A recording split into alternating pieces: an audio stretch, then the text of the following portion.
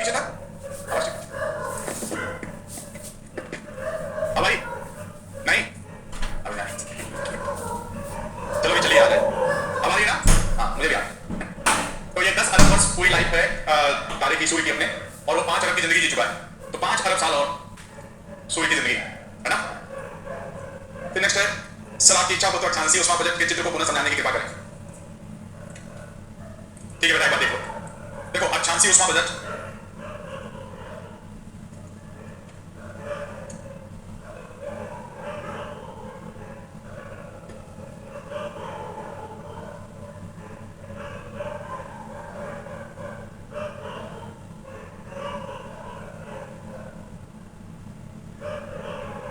अब यहां से आप देख सकते हो ये यहां पर ये थोड़ा सा गलत है क्योंकि नीचे नहीं जाएगा ऊपर जाएगा। अब यहां पर हमारे पास दो चीजें होती हैं, एक है कि किसी भी क्षेत्र में कितना सूर्यास्त प्राप्त होता है और दूसरा कि वह क्षेत्र अगर सूर्यास्त एब्जॉर्ब कर रहा है तो वह कितनी दक्षता से वापस कर रहा है। राइट तो पूरी पृथ्वी के संदर्भ में माना जाता है कि अर्थ 100% एफिशिएंसी के साथ मतलब जितना वो प्राप्त करती है उतना वो वापस कर देती है। राइट तो यहां पर ये कहा गया कि पूरी पृथ्वी के लिए तो बात सही है लेकिन पूरी पृथ्वी पर प्रत्येक अक्षांश के लिए यह बात सही नहीं। कुछ ऐसे क्षेत्र हैं जो सूर्यास्त प्राप्त ज्यादा करते हैं और उनके द्वारा जो दीर्घ क्रम के रूप में लौटाया जाता है वो कम होता है अर्थात सूर्यास्त ज्यादा लौट कम रहा है ऐसे क्षेत्र लगातार गर्म होते हैं और दूसरे क्षेत्र जहां पे पहुंच कम रहा है और वापस ज्यादा हो रहा है। राइट अभी पहुंच कम रहा है वापस ज्यादा हो रहा है मतलब अपने अंदर की हीट को क्या कर रहे हैं निकाल रहे हैं। राइट तो ऐसे क्षेत्रों में तापमान क्या होगा कम बना रहेगा और इसको एक ग्राफ द्वारा हम शो करते हैं। तो यहाँ पर अगर हम ग्राफ देखते हैं तो ये नीचे लैटिट्यूड होते हैं अक्षांश होते हैं और ऊपर प्राप्त उष्मा की मात्रा है प्राप्त उष्मा की मात्रा और निष्कासित उष्मा की मात्रा है। तो जो यह ब्लू कलर से बना है ये है नेट शॉर्ट वेव मतलब प्राप्त सूर्य ताप। राइट तो ऑन एवरेज हम सूर्य ताप देखें ये इक्वेटर वाला जोन है 0 यहां पर सूर्य ताप अधिकतम राइट लगभग 320 वाट पर मीटर स्क्वायर की तरफ से प्राप्त होता है और ध्रुव की तरफ जाते जाते ये लगभग 70 वाट पर मीटर स्क्वायर रह जाता है। राइट तो यहां पर देखो जो बन रहा है कर्व इक्वेटर पर ज्यादा और इधर की तरफ क्या है क्रमशः कम होता चला जाता है। राइट ये ऑन एवरेज देखा जा रहा तो ये यहां पर कम और इक्वेटर से इधर कम तो ये हो गया सूर्य ताप की मात्रा। अब जब वापस होता है तो यहां वाले जो 40 डिग्री नॉर्थ और 40 डिग्री नॉर्थ और 40 डिग्री साउथ जो इतना क्षेत्र है यहां देखो लौटाया गया कम है।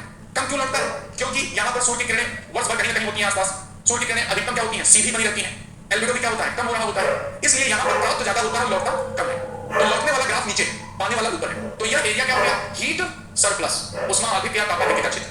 दूसरी तरफ 40 के बाद यहां पर देखोगे डेफिसिट वाली लाइन ऊपर है बाहर जाने वाली लाइन ऊपर है और ये वाली लाइन क्या है नीचे मतलब यहां प्राप्ति कम है और लॉस क्या है ज्यादा है दोनों तरफ 40 डिग्री के बाद। तो इस स्थिति में यहां हीट डेफिसिट हो जाती है उष्मा न्यूनता का क्षेत्र हो जाता है। तो इस प्रकार पृथ्वी पर दो क्षेत्र डेवलप होते हैं heat surplus and heat deficit.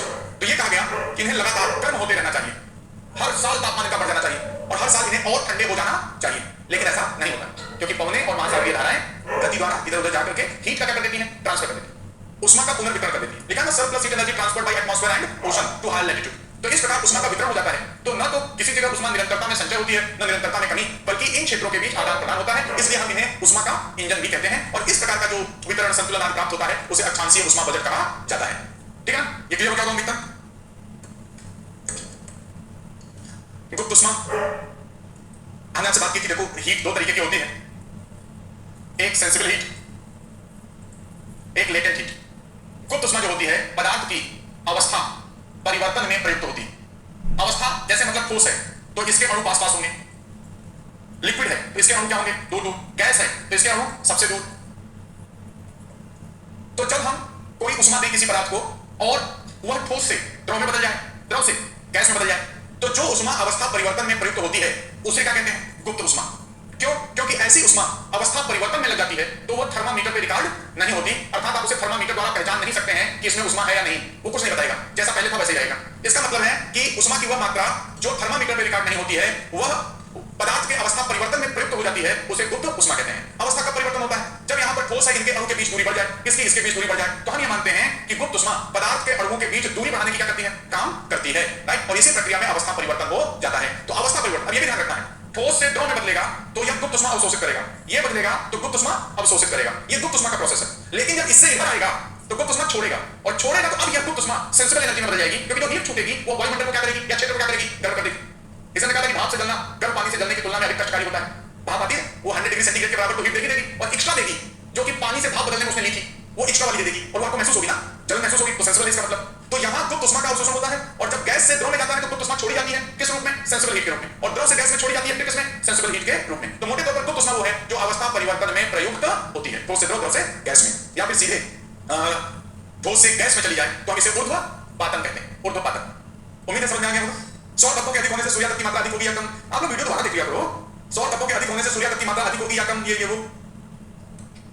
देखो मैं आपसे कहा था जो सन है इसमें जब मान लो यह मैग्नेटिक इवेंट होता है कोई, मान लो ये मैग्नेटिक लाइंस है, जब 11 वर्षों के अंतराल में सूर्य के अंदर चुंबकीय हलचल होती है तो उस प्रक्रिया में कुछ क्षेत्रों में चुंबकीय क्षेत्र इतना ताकतवर हो जाता है कि वो नीचे से हीट को बाहर नहीं आने देता। इसलिए ऐसे क्षेत्रों का तापमान अपने आसपास के क्षेत्रों के तापमान से कम हो जाता है, इसलिए काले धब्बे के रूप में दिखाई पड़ते हैं। लेकिन इसी समय जो यह फील्ड है ये यहाँ स्थिर नहीं रहती, ये खुद को रीऑर्गेनाइज करती है, ये अपने आप को चेंज करती रहती है। इस प्रक्रिया में जब यह चेंज करती है तो इसके अंदर जो स्टोर हीट है वो क्या है, तेजी से बाहर की ओर आ जाती है। तो जितने ज्यादा धब्बे बनेंगे उन क्षेत्रों में जैसे ही यहां पर मैग्नेटिक फील्ड खुद को रीऑर्गेनाइज करेगा वैसे ही एक्स्ट्रा हीट क्या होगी, बाहर आएगी। इसीलिए जितने ज्यादा सन स्पॉट रेडिएशन की मात्रा क्या होगी, बढ़ जाएगी, और जब कम होंगे तो कम हो जाएगी। राइट, ये प्रोसेस यहां पर चलता है। हमने आपसे कहा था ये मत कहना कि यहां पर हाइड्रोजन हीलियम में बदल गया, डर हो जाएगी। थोड़ा सा हमने आपको नासा वाली साइड बताई थी, उस वाली साइड पे थोड़ा चले जाओ, दिख जाएगा आपको। हम लोग कल क्या देख रहे थे, केवल लिखा है ना। अब हम देखते हैं तापमान को प्रभावित करने वाले कारक। तो किसी भी स्थान का तापमान क्या है, किसी भी स्थान का तापमान वहां 1 घनमीटर वायु के तापमान द्वारा प्रदर्शित होता है, ठीक है। और इसको प्रभावित करने वाले प्रमुख कारकों में कौन सा हो गया, पहला अक्षांश। अक्षांश आप समझ रहे हो क्यों होगा, क्योंकि यहां पर सूर्य की किरणों का आपतन कोण क्या होगा, बदल जाएगा। विषुवत रेखा से ध्रुवों की ओर सूर्य की किरणों का आपतन कोण कम होता जाता है, अर्थात सूर्य की किरणें तिरछी पड़ती जाती हैं। सूर्य की किरणों के तिरछे पड़ने के दो प्रभाव होते हैं, एक तो यह वायुमंडल में अधिक दूरी तय करनी पड़ती है जिससे इनका अवशोषण, परावर्तन, प्रकीर्णन आदि बढ़ जाता है, और जब ये बढ़ जाता है तो जो पहुंचने वाला सूर्य तप है उसकी मात्रा क्या है, कम हो जाती है। जब वही कम पहुंचेगा तो कम एब्जॉर्ब होगा, कम एब्जॉर्ब होगा तो कम बाहर निकलेगा, और कम बाहर निकलेगा तो तापमान कम हो जाएगा। और दूसरी चीज, अगर यहां पर आपतन कोण कम होगा तो तिरछी पड़ेगी तो उन्हें अधिक क्षेत्र को क्या करना पड़ेगा, गर्म करना पड़ेगा, और अधिक क्षेत्र को गर्म करना पड़ेगा तो यहां प्रति इकाई सूर्य तप की मात्रा कम हो जाएगी, प्रति इकाई क्षेत्रफल में सूर्य तप की मात्रा कम हो जाएगी, तो तापमान भी क्या हो जाएगा, टेंपरेचर भी क्या हो जाएगा, कम हो जाएगा। मतलब अगर इतने क्षेत्र में प्रकाश पड़ना है और यही प्रकाश इतने क्षेत्र में पड़े तो निश्चित तौर पे ये एरिया ज्यादा गर्म होगा और इस एरिया का तापमान इसकी तुलना में क्या होगा, कम हो जाएगा। तो नंबर 1 लिखो, नंबर 1 लिख लीजिए अक्षांश, मतलब अक्षांश का प्रभाव। नंबर 1 अक्षांश का प्रभाव, अक्षांश का प्रभाव लिखिए। विषुवत रेखा से ध्रुवों की ओर, विषुवत रेखा से ध्रुवों की ओर, ध्रुव मतलब north pole and south pole. विषुवत रेखा से ध्रुवों की ओर जाने पर, ध्रुवों की ओर जाने पर सूर्य की किरणों के, सूर्य की किरणों के, किरणों के आपतन कोण, आपतन कोण में कमी आती है। सूर्य की किरणों के आपतन कोण में कमी आती है। सूर्य की किरणों के तिरछे होने के कारण, सूर्य की किरणों के तिरछे होने के कारण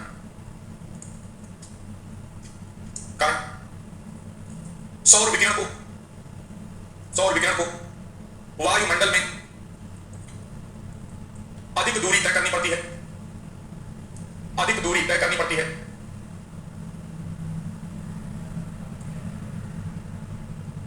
अतः अतः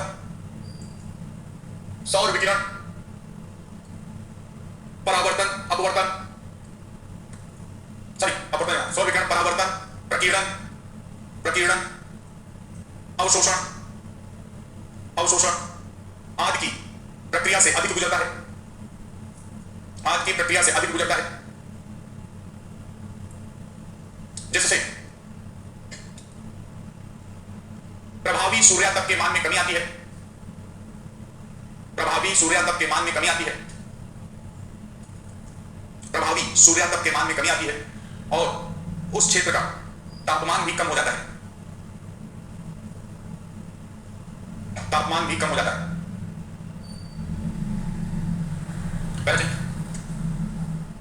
तिरछी किरणों को, तिरछी किरणों को सीधी पड़ने वाली किरणों की तुलना में, सीधी पड़ने वाली किरणों की तुलना में अधिक क्षेत्रफल को गर्म करना पड़ता है, अधिक क्षेत्रफल को गर्म करना पड़ता है, जिससे प्रति इकाई क्षेत्रफल में प्राप्त, प्रति इकाई क्षेत्रफल में प्राप्त सूर्यातप की मात्रा में कमी आती है, मात्रा में कमी आती है, जो तापमान की कमी के लिए उत्तरदायी होता है।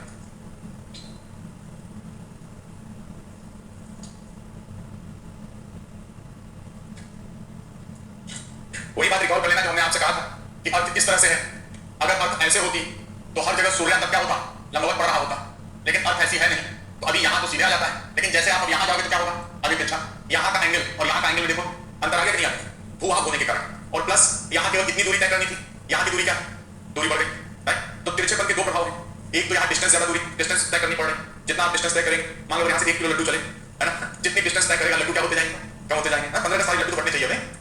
तो यहाँ पर आप देख रहे हो, यहाँ पर एंगल ज्यादा है और यहाँ पर एंगल कम है, तो ये सीधी और ये क्या होगी तिरछी, तो अधिक दूरी वायुमंडल में, ये दिख रहा है ना कि वायुमंडल में अधिक दूरी इनको तय करना पड़ रहा है। और दूसरा, जब ये तिरछी पड़ती है तो यहाँ पे देखो थोड़ा सा क्या ले सकते हो, यहाँ पर ये सीधी पड़ रही है, तो मैंने आग लगा दिया इसमें 90 डिग्री पे, एरिया क्या है कम है, जैसे 1 मीटर स्क्वायर में पड़ रही है, और जब ये तिरछी पड़ी है 30 डिग्री के एंगल में, तो इसको कितना एरिया घेरना पड़ा, 2 मीटर स्क्वायर का एरिया बढ़ गया, एरिया बढ़ गया तो जो कंसंट्रेशन था, जो सांद्रता थी वो कम हो गई, फैल गया जाता है, तो यहाँ पर तापमान ज्यादा फील होगा और यहाँ पर तापमान क्या होगा, कम हो जाएगा, राइट। और तिरछी पड़ेगी तो एल्बिडो का भी इंपैक्ट यहाँ पर बढ़ जाता है, राइट। अभी केवल हम एंगल के संदर्भ में ये यहाँ पे देख रहे हैं, तो पहला हो गया यहाँ पर अक्षांश का प्रभाव हो गया। दूसरा लिखो उत्तुंगता, ऊंचाई उत्तुंगता, उत्तुंगता, उत्तुंगता का मतलब होता है एल्टीट्यूड, एल्टीट्यूड देखो हमेशा दो ऊंचाई होती है, पहले बात हुई एक निरपेक्ष ऊंचाई और एक सापेक्ष ऊंचाई। उत्तुंगता का मतलब है निरपेक्ष ऊंचाई, एब्सोल्यूट यहाँ पर हाइट देखते हैं, निरपेक्ष ऊंचाई का मतलब है सी लेवल से, सी लेवल से। हमने पहले भी कहा कि हम लोग अपनी लंबाई नापते हैं तो सी लेवल से नहीं नापते हैं, हम सी लेवल से इतने लंबे नहीं, हम लोग जिस धरातल पे खड़े होते हैं वहां से नापते हैं, राइट। तो ये उस धरातल के सापेक्ष हमारी लंबाई है, तो दो लंबाई मापी जाती है। यहाँ पर हम लंबाई कहां से देख रहे हैं, सी लेवल, सागर तल से। अगर हम मध्य सागर तल पे खड़े हैं जो पूरे विश्व में समान माना जाता है, तो वहां से अगर हम ऊंचाई पे चलते हैं तो यहाँ पर आप देख सकते हो, अगर मान लो यहाँ पर यह सागर तल है और मान लो यहाँ पर यह पठार हो गया, मान लो यह पर्वत हो गया, लेवल हम ऐसे चल रहा है। तो हम लोगों ने जो देखा था 3 कारण, उसे आप रिकॉल करेंगे, वही 3 कारण। अब अगर हम यहाँ पर सी लेवल पर देखते हैं तो यहाँ पर वायु की परतें सोचो, तो सी लेवल पर वायु की परतें ज्यादा होंगी यहाँ पर नीचे, राइट, यहाँ पर और यहाँ पर वायु की परतें ज्यादा, और जैसे जैसे हम पृथ्वी की सतह के ऊपर जाते हैं वैसे वैसे ग्रेविटी भी क्या होती है, कम होती जाती है, राइट। तो सबसे ज्यादा ग्रेविटी हमको सरफेस पे ही मिलेगी, सतह पर ही, सी लेवल वाले हिस्से पे ही है, राइट। मान लें तो जहां ग्रेविटी ज्यादा होती है वहां वायु की परतें सघन होती है, पास पास होती है। तो पहला हो गया वायु की परतों की क्या है, सघनता, वायु की परतों की सघनता है। जैसे जैसे ऊपर जाएंगे ऊपर की परतें भी टोटल कम होंगी, ऊपर से पड़ने वाला दबाव भी क्या हो जाएगा, कम हो जाएगा। तो वायु की परतें जो पास पास हैं वो अपेक्षाकृत क्या होती जाएंगी, दूर दूर होती चली जाएंगी। तो आप जितना सी लेवल के पास रहेंगे, जहां सी लेवल पे है, वायु की सघनता क्या है, सबसे ज्यादा है, राइट। अब इसके सारे हम बात कर सकते हैं। अब अगर यहाँ पर सूर्य तक आता है तो यहाँ पर अगर पहुंच रहा है, यहाँ भी जो पहुंच रहा है, यहाँ पर अगर सूर्य तक पहुंच रहा है तो यहाँ जब सूर्य तक पहुंचेगा और नीचे पहुंचेगा यहाँ पर, और यहाँ से अगर वापस होगा तो वायु की सघनता के कारण ये हीट आसानी से बाहर नहीं जाने पाएगी, आने वाले से ज्यादा महत्वपूर्ण वापस लौटने वाला है, राइट। यहाँ पर आ रही है लेकिन अगर वो जल्दी वापस लौट गई तो फिर यह तापन प्रभाव क्रिएट नहीं करेगी। अगर ये स्टोर हो गई, अगर ये स्टोर हो गई तभी जाके यह तापन प्रभाव क्या करेगी, पैदा करेगी। तो जब यहाँ सूर्य तप आया, सूर्य तप जब आया तो यहाँ पर पहले सतह गर्म होगी जो भी हो, और जब सतह गर्म हो जाएगी और अपने अंदर से हीट छोड़ेगी तब जाकर के वायुमंडल क्या होगा, गर्म होगा। तो हमने आपसे कहा था कि पहला कारण यह है कि ऊंचाई के साथ तापमान में कमी आएगी। पहला कारण है कि जो वायुमंडल है, खासतौर पर जो क्षोभ मंडल है, वो सूर्य तप से नहीं, किससे गर्म होता है, पार्थिव विकिरण। हमने देखा था उष्मा बजट में कि सूर्य तप कितना अवशोषित हुआ था, 14, और पार्थिव विकिरण कितना अवशोषित हुआ था, 34। लगभग ये 2.5 गुना ज्यादा जो पार्थिव विकिरण है सूर्य तप की तुलना में 2.5 गुना ज्यादा हीटिंग इफेक्ट पैदा करता है। तो इसलिए चूंकि यहाँ पर वायुमंडल को या क्षोभ मंडल को गर्म करने का स्रोत पृथ्वी की सतह है, हमारी ये लेयर पृथ्वी की सतह, तो हम सतह के जितना पास रहेंगे तापमान उतना ज्यादा फील होगा, क्योंकि यहीं पर जैसे मैंने कहा था कि बर्नर जल रहा है, बर्नर जल रहा है, बर्नर के जितना पास आप रखेंगे उतनी गर्मी होगी, और ऊपर रखेंगे तो क्या होगी, ठंडक होती चली जाएगी। तो यहाँ पर जब पृथ्वी गर्म होती है, पृथ्वी की सतह जब गर्म होती है, वो जब हीट छोड़ती है तब जाके यहाँ क्षोभ मंडल गर्म होता है। अर्थात हम पृथ्वी के जितना पास हाथ रखेंगे उतना ही ज्यादा तापमान होगा, और ऊपर चलेंगे तो तापमान में क्या होगी, कमी आएगी। इसी को हमने दिखाया था कि पृथ्वी या क्षोभ मंडल नीचे से ऊपर गर्म होता है, नीचे से ऊपर नहीं होता है, ऊपर गर्म होता नहीं, नीचे से ऊपर, नीचे से इसको गर्म किया जाता है, नीचे से गर्म किया जाता है। तो सबसे ज्यादा तापमान यहाँ, उससे कम यहाँ, उससे कम यहाँ, और सबसे कम क्या है, ऊपर होगा। दूसरी चीज, निचली परतों में वायु की सघनता ज्यादा होती है, तो ये हीट को ज्यादा ट्रैप कर लेती है, ये उष्मा को अपने अंदर ज्यादा स्टोर कर लेती है, आसानी से जाने नहीं देती है। इसलिए नीचे सबसे ज्यादा हीट है, ऊपर उससे कम, उससे कम, उससे कम, सबसे कम, तो नीचे तापमान ज्यादा और ऊपर तापमान कम हो जाएगा। तीसरी चीज, ऊंचाई बढ़ने के साथ जलवाष्प, धूल कणों आदि की मात्रा में कमी आती है, और ये भी हीट को ट्रैप करते हैं, राइट। खासतौर पर जलवाष्प को काफी ट्रैप कर लेती है। तो जब ऊंचाई के साथ जलवाष्प वगैरह कम होगी तो उसकी हीट के ट्रैप करने की क्षमता क्या है, और भी कम हो जाएगी। इसीलिए ऊंचाई बढ़ने के साथ तापमान में कमी का प्रतिरूप पाया जाता है। अब अगर हम देखो पर्वतों में आके देखें, एक चीज यहाँ देखने से, पर्वतों में अन्य की तुलना में वायु की परतें सबसे कम होंगी, यहाँ सबसे ज्यादा, और यहाँ वायु की परतें क्या हो, कम हो गई, और स्मॉल डी या ग्रेविटी का मान भी क्या हो गया, कम हो गया। तो यहाँ वायु बहुत विरल होती है, यहाँ वायु बहुत विरल होती है।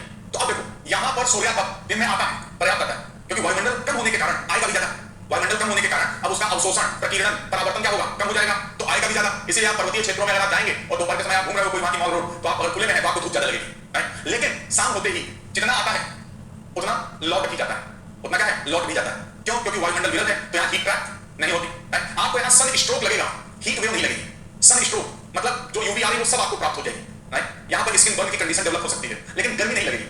वो हीट नहीं, हवा गर्म है, ये आपको नहीं फील होगी। आपको लगेगा कि सूर्य बहुत तेज चमक रहा है, ये लगेगा, लेकिन हवा गर्म हो ऐसा नहीं लगेगी, क्योंकि वहां पर एयर क्या है, एयर उतनी डेंस नहीं है, तो हीट को स्टोर नहीं कर पाती है। तो यहां जितना आता है उतना क्या है, वापस भी लौटता है। इसलिए ऊंचे पर्वतों को विकिरण की खिड़कियां कहा जाता है। ऊंचे पर्वतों को विकिरण की खिड़कियां, विंडोज ऑफ रेडिएशन है, मतलब जैसे खिड़की खुली हो, आते जाते रहो, उसी तरह यहां पर विकिरण आता है, विकिरण जाता है। यहां स्टोर वाला कोई चक्कर यहां पर नहीं बनता है, इसलिए ऊंचे पर्वत विकिरण की खिड़कियां बन जाते हैं। इसलिए सागर तल से ऊंचाई में वृद्धि के साथ तापमान में कमी आती है। जो ये तापमान सूर्य तक के क्षोभ मंडल के संदर्भ में ही है सारा, ऊंचाई के साथ तापमान में कमी आती है,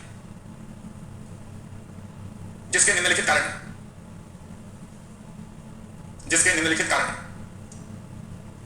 नंबर एक, पृथ्वी का निचला वायुमंडल, मतलब क्षोभ मंडल भी लिख सकते हो। पृथ्वी का निचला वायुमंडल सूर्य तक की तुलना में पार्थिव विकिरण से अधिक गर्म होता है। सूर्य तक की तुलना में पार्थिव विकिरण से अधिक गर्म होता है। नंबर 2, स्टेटमेंट समझ गए, तो और लिखने की जरूरत क्या है। नंबर 2, ऊंचाई बढ़ने के साथ वायु की सघनता में कमी आती है। क्योंकि गुरुत्व कम हो जाता है, इसलिए वायु की सघनता में कमी आती है। अतः पार्थिव विकिरण संग्रहण की दर मतलब पार्थिव विकिरण स्टोर नहीं हो पाता, पार्थिव विकिरण संग्रहण की दर कम हो जाती है। ऊंचाई की वृद्धि के साथ जल वाष्प तथा धूल कणों की मात्रा में कमी होती है। इससे भी संग्रहण कम हो जाता है ना, कमी होती है बस।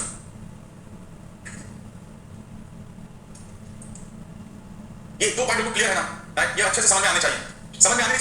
कई बार आपको दिखने भी चाहिए, पता नहीं कितना दिखता है, आपको नहीं दिखता है, मुझे तो दिखता है। जब मैं सूर्य तक बैठा हूं तो मुझे लगा होता है कि उसकी सतह से फोटो स्पेस से चल चुका है ना, फिर लगता है ऊपर जा रहा है, परतें गहरी हैं, रोक रही है, मत जाओ, है ना।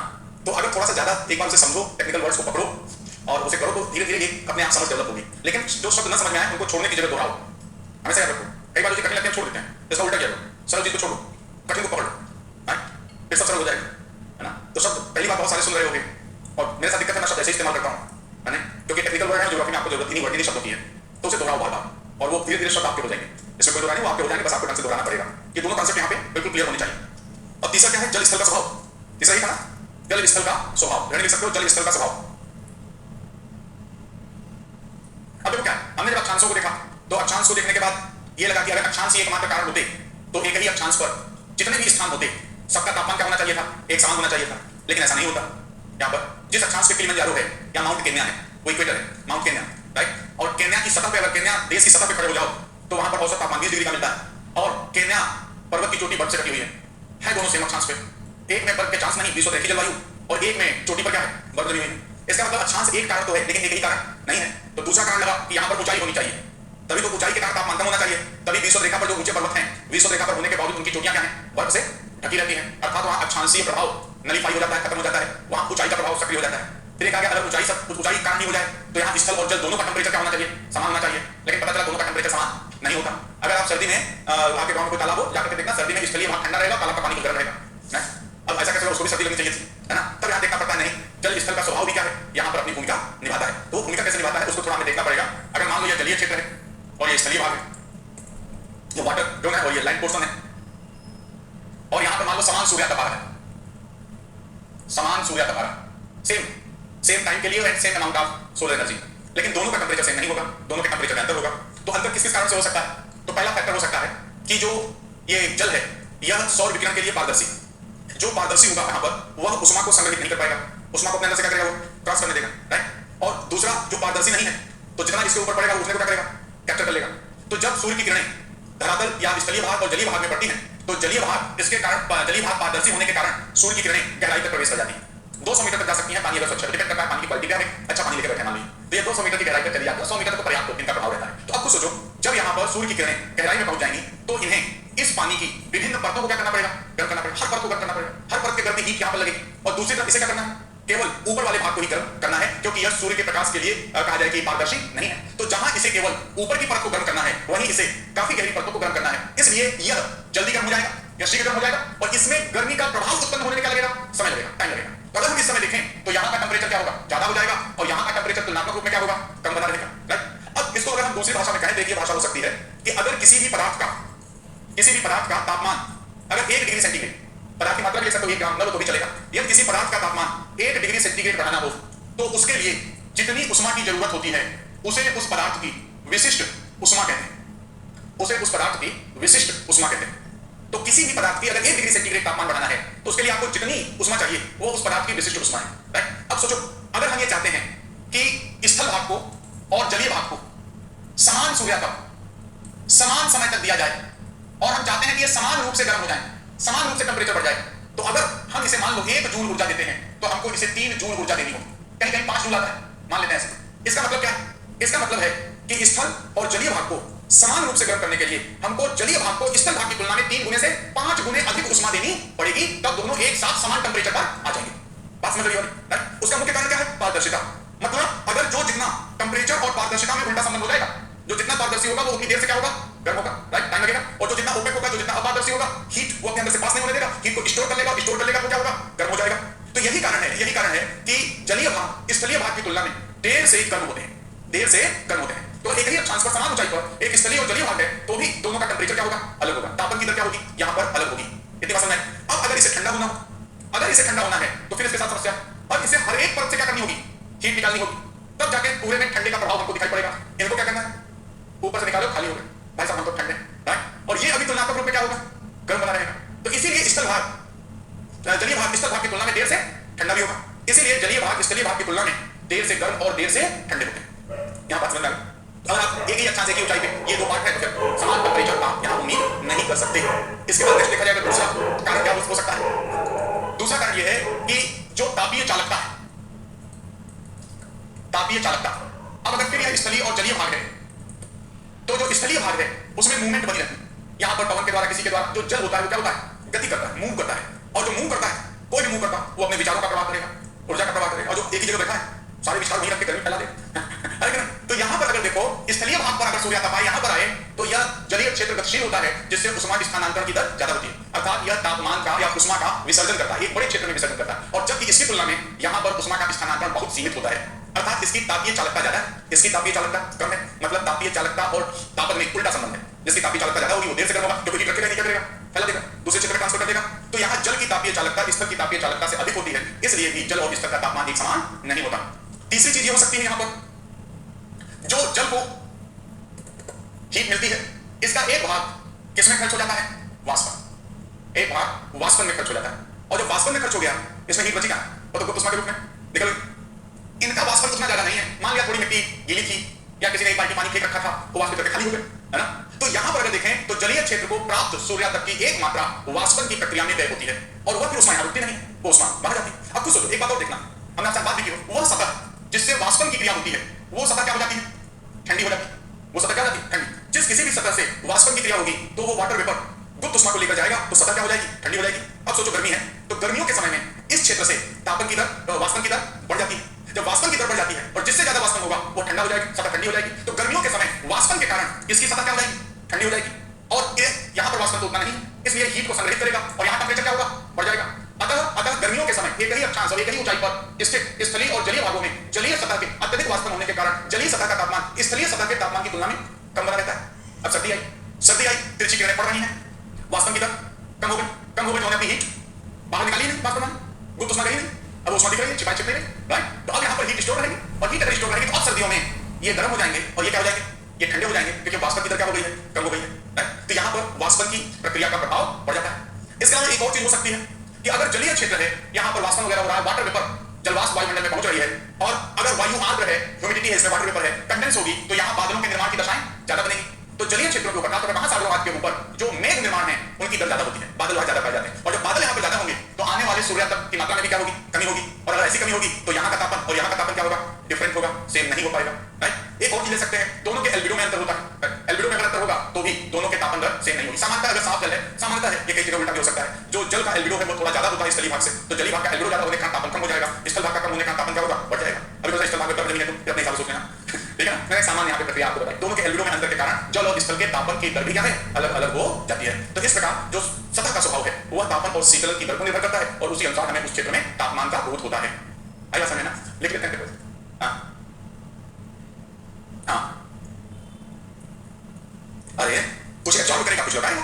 अरे कोई भी सतह ऐसी नहीं है जो 100% एब्जॉर्ब कर ले। यहाँ पर जैसे स्थल भाग में, जैसे अच्छा अभी आपको एल्बिडो का तो नहीं दिया ना मैंने, वो नहीं आया, चला जाएगा। जैसे जलीय सतह स्थलीय सतह है, तो यहाँ पर जो इसको 100% मिलेगा, तो मान लो इसने 60 एब्जॉर्ब कर लिया, 40 क्या कर दिया, घटा दिया। और इसको अगर मिल गया मान लो, तो इसने यहाँ पर ये अंदर आ जाएगा। मान लो 70 एब्जॉर्ब कर लिया और 30 क्या कर दिया, घटा दिया। एल्बिडो का अंतर आ गया कि नहीं? नहीं नहीं, लौटाने का प्रोसेस समझना पड़ेगा। जैसे किसी भी सतह पर ऐसे समझो, किसी भी सतह पर जब सूर्य तक पड़ेगा तो इस सतह के पास कई चॉइस है कि क्या करें इसके साथ। तो पहले क्या कर सकता है ये अवशोषण, लेट अज्यूम, तो 100 के 100 का तो अवशोषण नहीं कर पाया, जितना कर पाया। एक भाग का क्या इसके पास क्या होगा, परावर्तन। एक भाग का क्या कर सकता है, प्रकीर्णन एंड सो ऑन। तो जब कहीं पर सूर्यातप सतह पर पड़ता है तो वह विकिरण कई प्रक्रियाओं से गुजरता है। उस प्रक्रिया में जितने भाग को सतह बिना अवशोषित हुए परावर्तित कर देती है, उसमें प्रकीर्णन भी शामिल हो सकता है। तो जिसे परावर्तित कर देती है वह उसका क्या हो गया, अल्बिडो। उचला गया, बात खत्म, कहानी खत्म। अब जो अवशोषित हुआ है, सारी कहानी किसकी हुई, अवशोषित। और जो यह अवशोषित करेगा उसी को किसके रूप में करेगा, निर्भर। तो हमें मान के चलना है जो जलीय भाग स्थलीय भाग है, उसको जो भी हीट मिल रही है उसमें से दोनों जो अवशोषित कर रहे हैं उनके ये प्रभाव है, और उन दोनों का ये क्या होगा, एल्बिडो होगा। एल्बिडो का भी प्रभाव देख कर क्या होगा, बढ़ेगा। हम उसको अलग से बात कर रहे हैं, ऐसा नहीं। हाँ नहीं, जो जैसे आया है, मैंने आपसे कहा था कि फ्रिज से चॉकलेट निकाली, जूसी वापस कर दी, तो उसका स्वभाव बदल गया कि नहीं, है ना। हो सकता है वो चिपचिपी हो जाए, कुछ खनिजों में चले जाए, है ना। और दूसरी चीज, चॉकलेट निकाली वापस रख दी, आपने कुछ भी उससे अवशोषित नहीं किया, तो जो वापस रखी उसका नेचर क्या होगा, सेम टू सेम, है ना। तो जो एल्बिडो है उस विकिरण का रेडियस है, उस विकिरण का नेचर वही रहता है जैसा था, है ना। आपको कोण पर परावर्तन का नियम काम नहीं कर सकता। मैंने आपसे बार बार ये बात कही थी, इसको केवल एल्बिडो के रूप में ध्यान रखना, है ना। यहाँ पर फिजिक्स लगती है पर वैसे नहीं लगती जैसे हम लगाते हैं, है ना। तो यहाँ पर एल्बिडो वाला काम करेगा। तो जैसे विश्व रेखा पर एल्बिडो क्या होगा, अपेक्षाकृत कम हो जाएगा, ध्रुव कोण एल्बिडो क्या हो जाएगा, ज्यादा हो जाएगा, राइट। लेकिन वैसा परावर्तन नहीं आया इज इक्वल टू गया, आपतन कोण इज इक्वल टू परावर्तन कोण, हम प्रूव करेंगे ना, ये वैसा नहीं लगता। यहाँ तो आपतन कोण ही वैसा नहीं है जो मैंने आपको बताया था, अभिलंब के साथ नहीं बनता, ये पृथ्वी की सतह के साथ बनता है। तो वो ऑप्टिक्स के सारे नेचर यहाँ पे क्या हो गए, चेंज हो गए, है ना। इसलिए यहाँ पृथ्वी के वायुमंडल में बायल चार्ल्स का नियम मत लगा देना, इधर बायल का नियम लगेगा, चार्ल्स का नियम लगेगा, आदर्श गैस का नियम लगेगा, नहीं लगेगा। वहां पर कहेंगे कि पीटी काम कर रहा है और वी कांस्टेंट है। पृथ्वी की सतह कहेगी नहीं, हम वी को फैला के मानेंगे, सिकोड़ के मानेंगे, तो काम नहीं करेगा, ध्यान रखना ये बात। वाह, ऊंचाई के साथ तापमान में कमी का एकमात्र कारण जीवन में नहीं नहीं नहीं, हमने आपको 3 कारण बताए यहाँ पे, ठीक है ना। भैया ऐसे बंद कर दो, कहाँ है, नहीं है, आने तो बंद कर देगा, थोड़ी बस ऐसे लिखे। जलीय तथा स्थलीय भाग, जलीय तथा स्थलीय भाग के तापन और शीतलन की दर में, तापन और शीतलन की दर में भिन्नता होती है, भिन्नता होती है, जिसके मुख्य कारण निम्नलिखित हैं।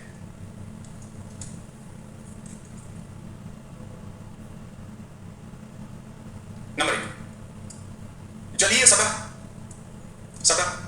स्थलीय सतह की तुलना में, स्थलीय सतह की तुलना में सौर विकिरण के लिए, सौर विकिरण के लिए अधिक पारदर्शी होती है, अधिक पारदर्शी होती है। अतः समान द्रव्यमान वाले जल की विशिष्ट ऊष्मा, जल की विशिष्ट ऊष्मा स्थल की तुलना में 3 से 5 गुना अधिक होती है। 3-5, वैसे 3 ही मानना चाहिए, 3-5 गुना अधिक होती है।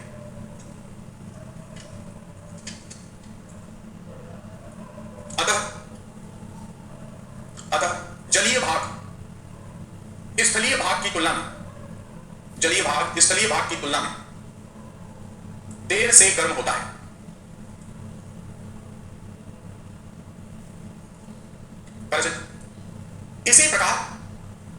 इसी प्रकार ठंडे होने के क्रम में, इसी प्रकार ठंडे होने के क्रम में, ठंडे होने के क्रम में जलीय तंत्र को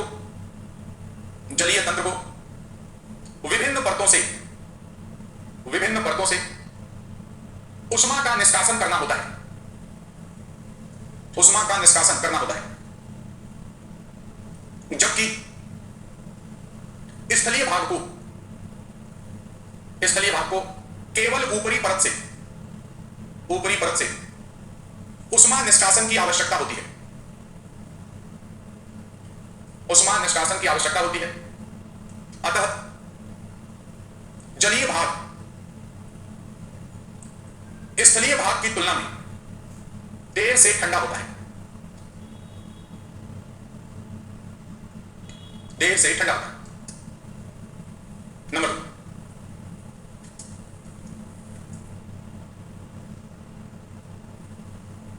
जल की तापीय चालकता, हीट को ट्रांसफर करना, जल की तापीय चालकता स्थल की तुलना में अधिक होती है, स्थल की तुलना में अधिक होती है। जल प्राप्त सूर्यातप, जल प्राप्त सूर्यातप को संग्रहित करने के बजाय तरंगों आदि द्वारा उष्मा का स्थानांतरण करता है, तरंगों आदि द्वारा उष्मा का स्थानांतरण करता है।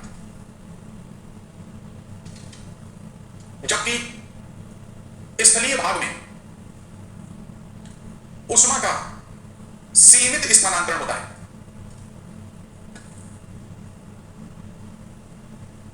सीमित स्थानांतरण होता है, अतः दोनों के तापन दर में अंतर पाया जाता है। फिर जल्दी से गर्म होगा, ये तापन दर में अंतर पाया जाता है।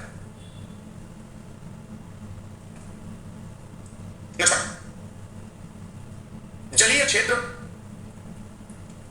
जलीय क्षेत्र प्राप्त सूर्यातप के एक भाग को वाष्पीकरण की क्रिया में व्यय कर देता है।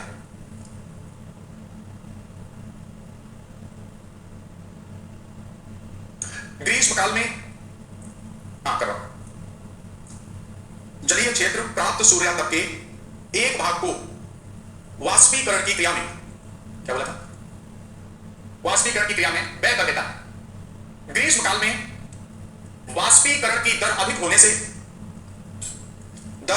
से जलीय सतह अपने समीपस्थ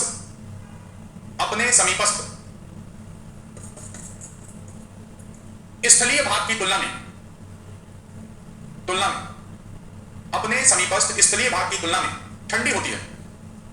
मेरे को क्या मैं ठंडी होती, जबकि शीतकाल में जलीय सतह से वाष्पन की दर कम हो जाने के कारण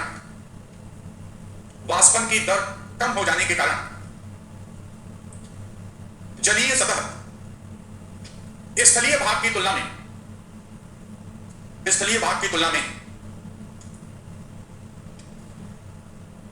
अधिक गर्म होती है।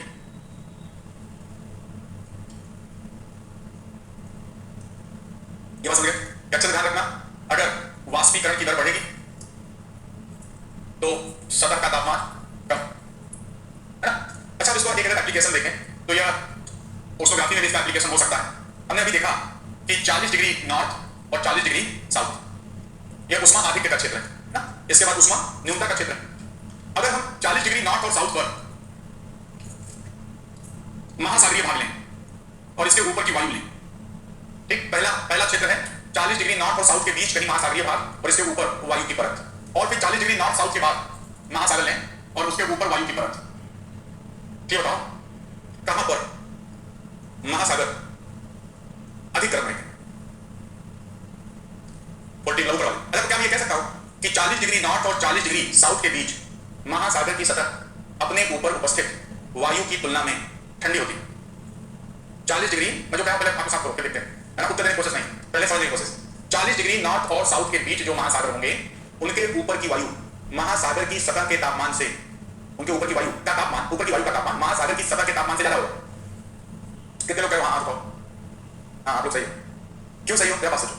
हाँ, ये उष्मा आधिक्य है, उष्मा आधिक्य हीट ज्यादा है तो वाष्पन की दर ज्यादा हो जाएगी, और जब वाष्पन की दर ज्यादा हो जाएगी तो यहां से गुप्त उष्मा कहां पहुंचेगी? वायु में पहुंचेगी। मतलब अब वायु की तरफ हीट का क्या हो रहा होगा? ट्रांसफर हो रहा होगा। सतह क्या हो जाएगी? ठंडी हो जाएगी, और हवा क्या हो जाएगी? गर्म हो जाएगी। बात समझ रहे हैं, राइट? और जब यहां पर होगा तो वाष्पीकरण कम हो जाएगा, ये नीचे गर्म हो जाएगा, महासागर की सतह गर्म हो जाएगी, और चूंकि वाष्पन नहीं हो रहा तो हीट ट्रांसफर नहीं हो रही है, तो वहां ऊपर क्या हो जाएगा? तापमान कम हो जाएगा। नहीं बस में क्लियर है ना? तो ये आप वाष्पन की क्रिया के साथ ध्यान रखोगे तो ऐसा क्वेश्चन आपसे ओशनोग्राफी में भी पूछा जा सकता है। सिंपल सी बात है, कि जिस सतह का वाष्पन होगा वह ठंडी हो जाएगी और यह जो टेम्परेचर होगा, यह जो हीट होगी एयर को ट्रांसफर कर दी जाएगी। इसलिए देखो कि जब उमस बढ़ जाती है तो लोग कहने लगता है पानी बरसेगा क्या, है ना। इस समय जब भी उमस कभी बढ़ेगी तो लगेगा पानी बरसेगा क्या, और फिर शाम तक बरस भी जाता है अगर तेज हवा नहीं चली और कंटिन्यूटी में उमस बरकरार रही। इसका मतलब है कि वहां सतह की जो लेटेंट हीट है ऊपर जाके वो सेंसिबल हीट में धीरे धीरे कन्वर्ट हो रही है। कंडेंसेशन वगैरह वहां क्या हो रहा है, जनरेट हो रहा है। जो हीट निकल रही है उसने आसपास के टेंपरेचर को क्या कर रखा है, बढ़ा रखा है। तो यहां पर याद रखना कि जो सतह यहां पर महासागर की सतह गर्म रहेगी, जो कि यह उष्मा आदित्य का क्षेत्र है, तो हीट ऊपर जाएगी और यहां पर नहीं जा पाएगी। तो यहां पर यह ठंडी और यह गर्म और यहां पर यह गर्म और यह ठंडी बने, सॉरी यह ठंडी और यह गर्म बनी रहेगी, ठीक है ना। ये स्टेटमेंट ध्यान रखना, यूपीएससी फिजिकल ज्योग्राफी में स्टेटमेंट के थ्रू फंसाती है। ओके, 2-3 बार स्टेटमेंट पढ़ के सारे तर्क करके करोगे तो यहां पर चीजें पकड़ में आ जाएंगी। तो सारी चीज जब भी आप कुछ पढ़ो तो उससे 2-4 स्टेटमेंट अपने हिसाब से सोचने की कोशिश करो और स्टेटमेंट पकड़ लोगे धीरे धीरे तो फिर आप एग्जाम के दिमाग को भी पकड़ लोगे, है ना। एक बार अच्छा पढ़ लिया तो इंट्यूशन होने लगेगा। हम लोग को इंट्यूशन होता है, जैसे एग्जाम पास आता है हम लोग खड़ने लगता है ये पूछेगा तो नहीं, ये पूछेगा तो नहीं, तो हम लोग जल्दी पढ़ा भी देते हैं कि सारे पूछे तो फिर देखा जाएगा। अगर आप इसी तरह पढ़ते रहोगे प्रीवियस पेपर के साथ इंट्यूशन होने लगेगा, यार ये लगा लेवल वाला क्वेश्चन, और जब इतना मन में कहीं नहीं आया छोड़ दो, नहीं आया अभी तो पूरा सिलेक्शन रास्ता नहीं आएगा, ऐसा थोड़ी होता है। इंट्यूशन निश्चित लेवल पे आता है, हर जगह नहीं आता है। मैं तो अपना कई बार से कहने लगा ये नहीं आया, छोड़ दिया, नहीं आया, क्योंकि बाकी सबको रखना नहीं आया, नहीं आया, है ना। तो यहाँ पर ध्यान रखो कि इंट्यूशन ही पढ़ते पढ़ते ही इंट्यूशन जबरदस्त होता है, इंट्यूशन की कोई कोचिंग नहीं होती, है ना। आप जितना पढ़ोगे उतना काम करेंगे। नेक्स्ट पॉइंट, यहाँ पर ये वाष्पीकरण की प्रक्रिया हो गई, 3 चीजें लिखे। महासागरीय भाग में, अब जलीय लिखो या महासागरीय भाग, जलीय या महासागरीय भाग में वाला पॉइंट पकड़ोगे ना, तुलना में अधिक प्रवृत्ति होगा तो पकड़। नेक्स्ट पॉइंट, महासागरीय भाग में स्थलीय भाग की तुलना में, स्थलीय भाग की तुलना में अधिक मेघाच्छादन पाया जाता है, मतलब अधिक बादल होते हैं, अधिक मेघाच्छादन क्लाउड कवर पाया जाता है जो तापन दर को प्रभावित करता है।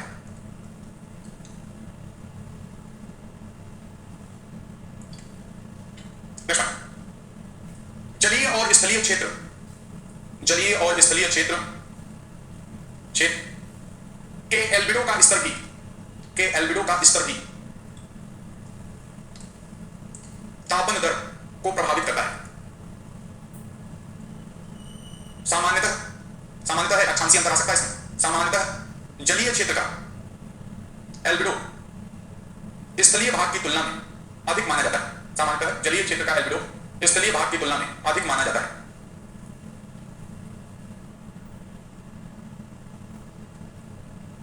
तो ये पार्ट हो गया क्या, जल और स्थल का स्वभाव। तो इस हिसाब से तापमान इन दोनों क्षेत्रों में अलग अलग हो जाएगा। फिर होगा सागर तट से दूरी, देखो सागर तट से दूरी, सागर तट से दूरी। अब मान लो अगर यहां पर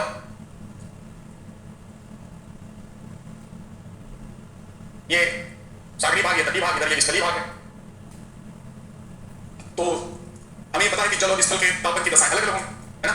एक बात सिंपल सी बात याद रखो, अभी जो टेम्परेचर होता है वह एयर प्रेशर को प्रभावित करता है, टेम्परेचर का प्रभाव एयर प्रेशर पर पड़ता है। और फिर जो हवाएं होती हैं हमेशा हाई एयर प्रेशर से लो एयर प्रेशर की ओर अगर क्षैतिज रूप में चलती तो हम उसे पवन कहते हैं। तो जो पवन होती है, जो वायु की जो क्षैतिज गति होती है, तो वह हाई एयर प्रेशर से लो एयर प्रेशर की तरफ चलती है, राइट। अगर शांत मौसमी दशाएं हैं, मतलब दोनों जगह बहुत ज्यादा हलचल ना हो, तो हम ये मान लें तो सामान्यतः देखो क्या होता है। पहले बात क्या हमने, P is equal to F upon A, pressure is equal to force upon area. अब F क्या है, F बाय mg। यहां पर समझो, अगर यहां पर कोई एयर है, लेट अस अज्यूम यहां पर कोई एयर है, दशाएं हमने शांत रखी हुई हैं, यहां पे कोई एयर है, अगर इसका हम इस पर P is equal to F upon A निकालें तो यहां पर इसका अपना एक मास है और स्मॉल g है, वो दोनों भी कांस्टेंट है। इसका अपना एक कोई प्रेशर आ जाएगा, ये इतना प्रेशर डाल रही है। अगर हम इसको गर्म कर दें तो क्या गर्म करने पर इसके मास पे कोई असर पड़ा क्या, नहीं, मास वही है, स्मॉल g पर भी कोई असर नहीं पड़ा, हमने लैटिट्यूड चेंज नहीं किए। तो यहां पर F क्या हो गया, कांस्टेंट है, राइट। लेकिन क्या चेंज हो गया, अब ये गर्म होकर फैलेगी, राइट, फैलेगी तो एरिया क्या होगा, बढ़ जाएगा। और अगर यहां P is equal to F upon A और अगर F कांस्टेंट है तो P और एरिया में कैसा संबंध हो जाएगा, उल्टा संबंध कि अगर यहां पर जैसे मान लो कुर्सी में बैठो, अभी 2 कुर्सी लेकर के पैर उस वाली कुर्सी पर रख दो, तीसरी लेकर से उस पर रख दो, आराम से बैठ जाओ। तो पहले जहां कुर्सी में आप बैठे थे उस कुर्सी पर दबाव ज्यादा था, जैसे आपने अपने आप को फैला लिया, आपका दबाव क्या हुआ, तीनों पे वितरित हो गया, और उस कुर्सी पर जो दबाव लगा रहा था वो तुलनात्मक रूप में क्या हो गया, कम हो गया। इसी तरह यहां पर अगर F कांस्टेंट है तो यहां उस वस्तु द्वारा घेरे गए क्षेत्रफल और उसके द्वारा सतह पर लगाए गए दाब उल्टा संबंध होता है। तो यहां हवा जब फैलेगी और बाकी चीज कांस्टेंट है तो इसके द्वारा लगाया गया प्रेशर क्या होगा, कम हो जाएगा। तो जब हवा गर्म होकर के फैलती है तो उसके द्वारा सतह पर लगाया गया प्रेशर क्या हो जाता है, कम हो जाता है। इसका उल्टा अगर हवा ठंडा कर देते, हवा ठंडी कर देते इतने में आ जाती तो एरिया कम हो जाता, एरिया कम हो जाता तो प्रेशर बढ़ जाता, राइट। तो अगर हम एक शांत दशाओं में देखें जहां चुपचाप हवा बैठी थी और हमने उसको हल्का फुल्का डिस्टर्ब किया तो एक सीधा सा संबंध है, अभी तक संबंध है कि टेम्परेचर बढ़ने पर एयर प्रेशर कम हो जाएगा, टेम्परेचर कम होने पर एयर प्रेशर बढ़ जाएगा। फिलहाल इतना, राइट। और एक और बात अभी अपने दिमाग में रखो, हाई एयर प्रेशर से लो एयर प्रेशर की ओर हवा क्या होगी, चले क्षैतिज रूप में पवन चले। पर हमने आपसे एक कहा तो यह उष्मा स्थानांतरण की कौन सी विधि है? अभिवहन की विधि है, राइट, एडवेक्शन की विधि। याद है कि नहीं आई थी, है ना? चलो अब अगर हम देखें तो हमको यह पता है कि स्थल भाग और जलीय भाग का टेंपरेचर सेम नहीं होगा, इतना पक्का। तो ये बताओ दिन के समय कौन गर्म होगा? स्थल भाग। ऐसा याद रखो, जो माहौल होगा वो स्थल पे होगा। जल वाला भी सोच रहा होगा माहौल ऐसा पैदा करेंगे, पैदा करें। अगर गर्मी है तो स्थल भाग गर्म होगा, सर्दी है तो स्थल भाग सर्द होगा, दिन है तो स्थल भाग गर्म होगा, रात है तो स्थल भाग ठंडा होगा। उसका उल्टा कहां होगा? जलीय भाग पे होगा। सिंपल सी बात। तो अगर दिन के समय अगर देखें तो यहाँ टेंपरेचर ज्यादा है और यहाँ टेंपरेचर कम है, उल्टा होगा। और सारा कुछ जो बताया। और जब यहाँ टेंपरेचर ज्यादा है तो यहाँ एयर प्रेशर कम हो जाएगा, एलपी, और यहाँ पर क्या हो जाएगा? HP, high pressure. तो हवा क्या होगी? ऐसे चल देगी। और रात्रि के समय क्या होगा? उल्टा, तो हवा ऐसे चल देगी। अब जब हवा ऐसे आती जाती जाएगी तो क्या इनमें से किसी भी जगह की हीट कहीं पे स्टोर रह पाएगी क्या? हीट का क्या होगा?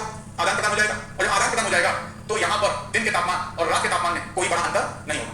इवन दो ऋतुओं में भी टेंपरेचर में कोई बहुत बड़ा अंतर नहीं होगा, क्योंकि स्थल से जल की ओर और जल से स्थल की ओर या सागर से स्थल की ओर, स्थल से सागर की ओर पवनें चल के तापमान के अंतर को क्या कर देंगे? समाप्त कर देंगे। इसका मतलब जितना आप तट के पास हैं तापांतर उतना ही क्या हो जाएगा? कम हो जाएगा। जितना आप तट के पास हैं, जैसे मुंबई या केरला में जाके, केरल के तट पे जाके उन्हीं कपड़े की दुकान खोल लो, दिवालिया हो जाएगी, है ना?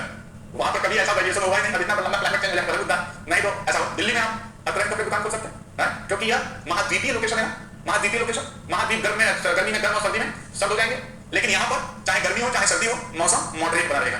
और जैसे जैसे अब यहाँ पर बात ध्यान रखना, तटीय क्षेत्रों में महासागर और स्थल के बीच उष्मा का आदान प्रदान हो जाता है पवनों के द्वारा। सागर से आती है तो सागर समीप, स्थल से इधर जाती है तो स्थल समीप, राइट। तो इन पवनों के द्वारा उष्मा का आदान प्रदान हो जाता है। अतः यहाँ दैनिक और वार्षिक तापमान बहुत ज्यादा नहीं होता। दैनिक तापमान का मतलब दिन के मैक्सिमम और मिनिमम, और वार्षिक का मतलब वर्ष के मैक्सिमम और मिनिमम, राइट। दैनिक का दिन और रात के मैक्सिमम मिनिमम, और वर्ष में गर्मी और सर्दी के मैक्सिमम मिनिमम के बीच कोई बड़ा अंतर नहीं होता। लेकिन हाँ, तो इस प्रभाव को कहा जाता है महासागरीय प्रभाव या सागर का समताकारी प्रभाव। समताकारी एक्सचेंज हो जाती है। लेकिन जैसे जैसे आप यहाँ से दूर जाओगे, हीट के एक्सचेंज होने की प्रक्रिया क्या है? खत्म होनी चाहिए, क्योंकि जो एक्सचेंज करने वाला स्रोत है वो क्या होता जा रहा है? दूर होता जा रहा है। तो अब यहाँ पर महाद्वीप गर्मियों में गर्म और सर्दियों में क्या हो जाएंगे? सर्द हो जाएंगे, और हम इसे महाद्वीपीयता का प्रभाव कहते हैं। ऐसी जलवायु महाद्वीपीय जलवायु कहलाती है, और ऐसी जलवायु महासागरीय जलवायु कहलाती है। इसका मतलब तट से दूरी डायरेक्टली प्रोपोर्शनल तापांतर। सही बात सुनिए, लिखो इसमें, नहीं आएगा समझ आएगा। तो लिखिए तटीय भागों में हाँ बिल्कुल कह सकते हैं, तटीय भागों में सागर और स्थल के मध्य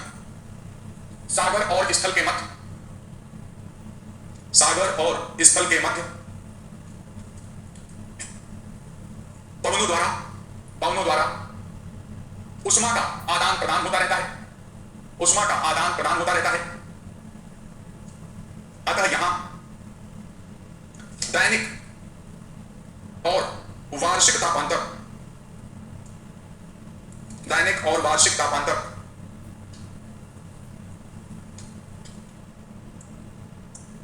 काफी कम होता है।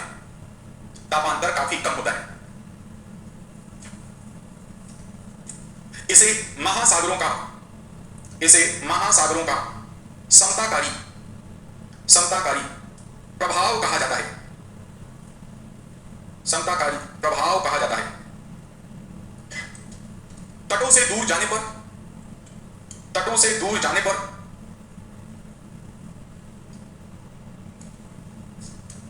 सागरों का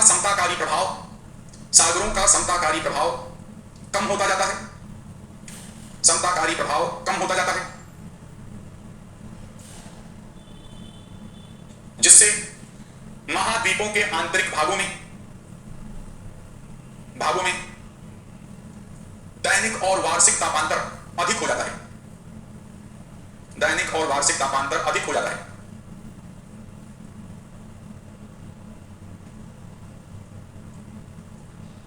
इसे महाद्वीपीयता का प्रभाव कहते हैं।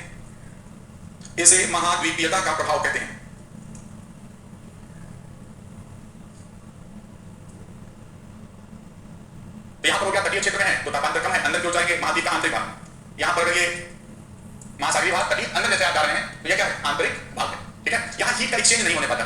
तिरछी आई ठंडी है तो ठंडी रहेगी, और ये गर्म हो गई, हीट यहां पर कंसंट्रेट है तो फिर वो कंसंट्रेट रहेगी, उसका इंपैक्ट यहां पर दिखाई पड़ेगा। हीट का एक्सचेंज न हो पाने के कारण यहां पर हीट बैलेंस या उष्मा की साम्यावस्था स्थापित नहीं होगा, इक्विलिब्रियम स्थापित नहीं होने पाता है, ठीक है। फिर नेक्स्ट क्या था? सतह का स्वभाव। नेक्स्ट क्या था? हम जो लिखा थे सतह का स्वभाव। देखो सतह का स्वभाव, नेक्स्ट है सतह का स्वभाव। कैसे लिखिए? सतह के स्वभाव से तात्पर्य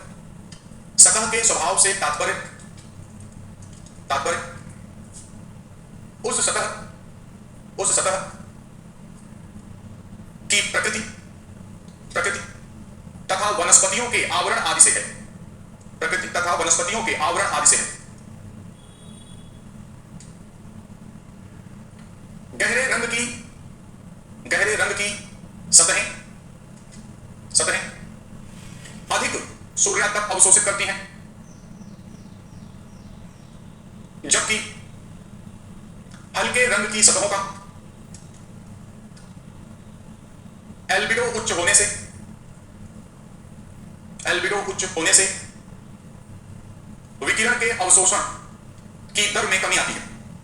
विकिरण के अवशोषण की दर में कमी आती है।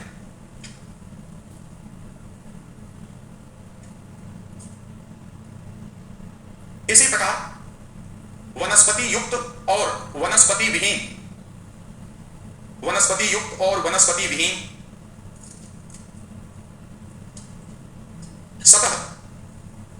सतह की भी अवशोषण क्षमता और एल्बिडो का मान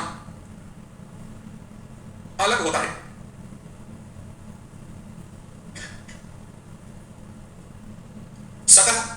सतह से संबंधित ये कारक भी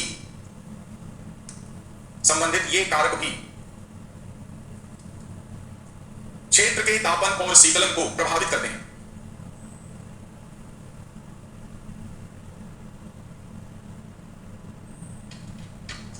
जैसे उन्होंने एल्बिडो में पढ़ा था, विभिन्न सतहों का एल्बिडो क्या होगा, अलग अलग हो रहा होगा, उसका प्रभाव यहां पे पड़ जाएगा। जैसे मैंने आपसे कहा था, अगर मान लो लाल मृदा हो और काली मृदा हो,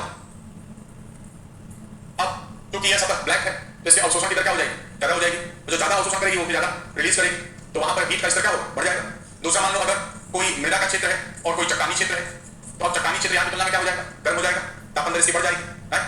तीसरी चीज यहाँ पर हो सकती है, अगर कोई घास युक्त क्षेत्र है, वनस्पति युक्त क्षेत्र है और कोई वनस्पति विहीन क्षेत्र है, तो यहाँ का तापमान क्या होगा, बढ़ जाएगा। जैसे अगर वनस्पति वगैरह है कहीं पर, वनस्पति अगर कहीं पे ज्यादा हो जाती है, तो एक बात सोचो, जो सूर्यातप आता है, ये सूर्यातप के उस भाग को प्रकाश संश्लेषण में क्या करेंगे, प्रयुक्त करेंगे। जब वो प्रकाश संश्लेषण में प्रयुक्त करेंगी, तो जो यह प्रकाश ऊर्जा आ रही है, वो प्रकाश संश्लेषण में प्रयुक्त करके उसे रासायनिक ऊर्जा में क्या करेंगी, बदल देंगी। CO2 + H2O C6H12O6 से पढ़ा होगा, तो सर्वे से पढ़ा है ना। तो ये किसमें बदल जाएगी, रासायनिक ऊर्जा में। तो जो रासायनिक ऊर्जा में बदल गई, तो क्या वो उतना तापमान में प्रयुक्त हुई क्या, नहीं ना, क्योंकि वो तो ऊर्जा के दूसरे फॉर्म में स्टोर हो गई ना।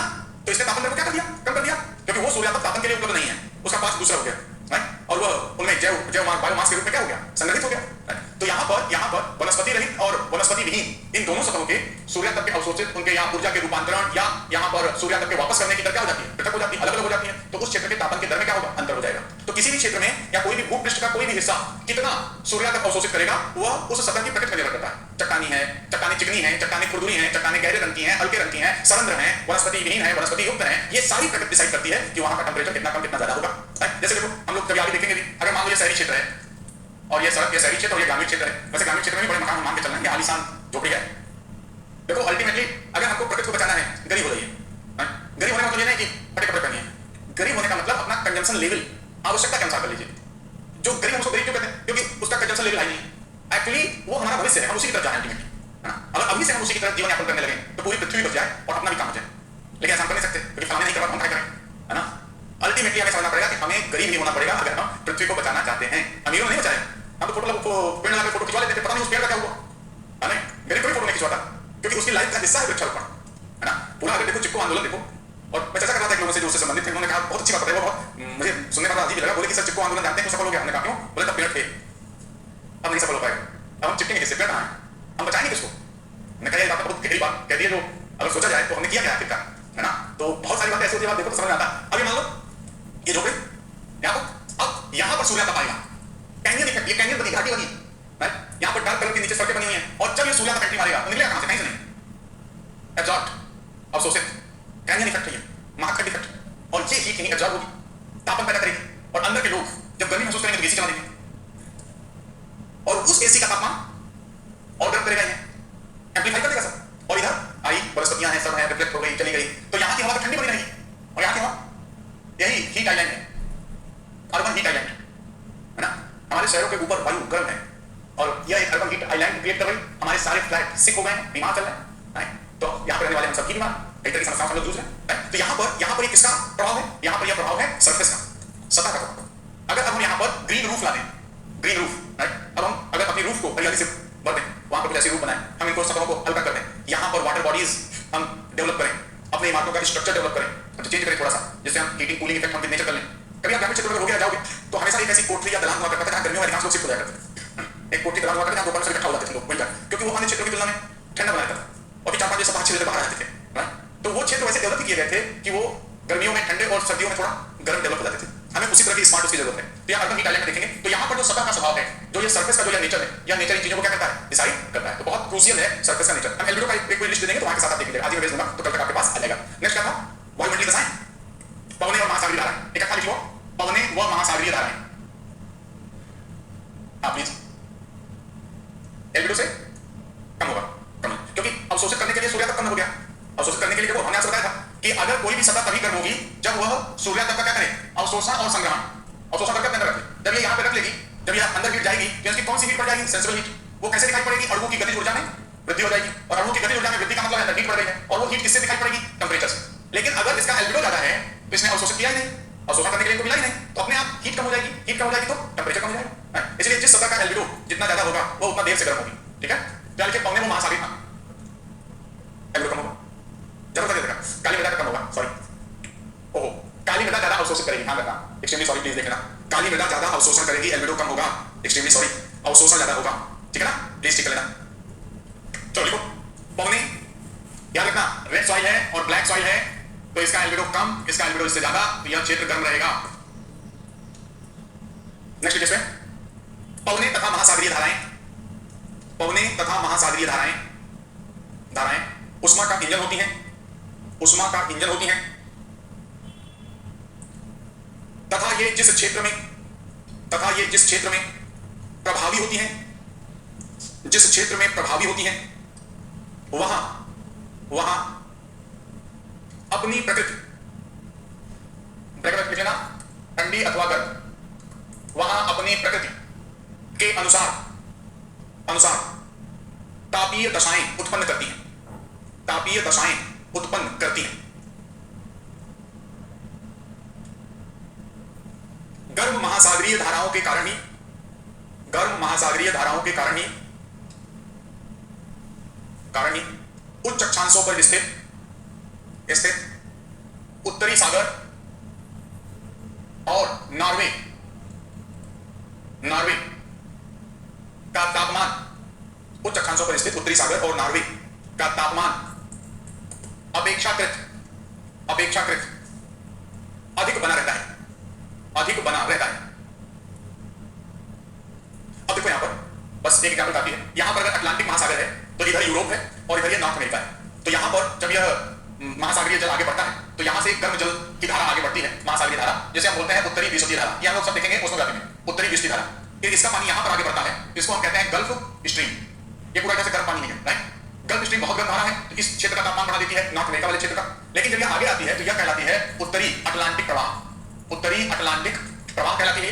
अभी भी इसका पानी गर्म बना है, तो इधर यहाँ उत्तरी सागर है जो ब्रिटिश द्वीप समूहों के पास है, तो यहाँ जब ये आती है तो यहाँ का टेंपरेचर बढ़ाई रहती है, क्योंकि यह उच्च अक्षांश से पानी ठंडा होना चाहिए, लेकिन ये गर्म पानी आगे की तरफ आता है, यहाँ का तापमान गिरने नहीं देता। उसके अलावा यह आगे कई शाखाओं में बढ़ती है और एक शाखा चली जाती है किधर, नॉर्वे की तरफ। इसे हम कहते हैं नॉर्वेजियन करंट, नॉर्वे की गर्म धारा, और इस उच्च अक्षांश पर भी यह नॉर्वे के टेंपरेचर को ठीक ठाक बनाए रखती है। इवन दो जब ये आगे जाती है तो यहाँ रूस का आर्कटिक वाले क्षेत्र में रूस का एक बंदरगाह मरमस, जहां सारे बंदरगाह इन अक्षांश पे बंद हो जाते हैं, पर उनके मुहाने पर, नदियों के मुहाने पर बर्फ वगैरह जम जाती है, बंदरगाह बंद होते हैं, जबकि मरमस वर्ष भर क्या है, खुला रहता है। वो सिर्फ इसके कारण कि नॉर्वेजियन की गर्म धारा पहुंच रही है तो यहाँ पर टेंपरेचर को क्या करती है, बढ़ाई रहती है।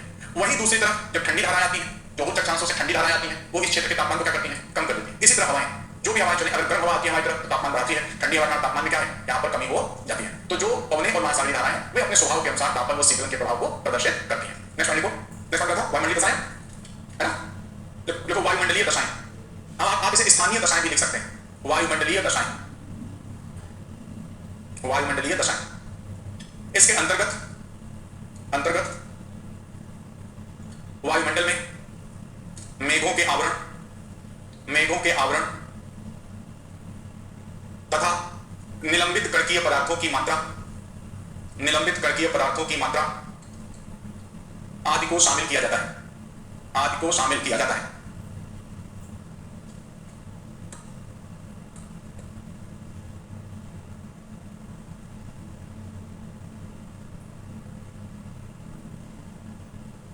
एक चीज देखते हैं थोड़ा सा,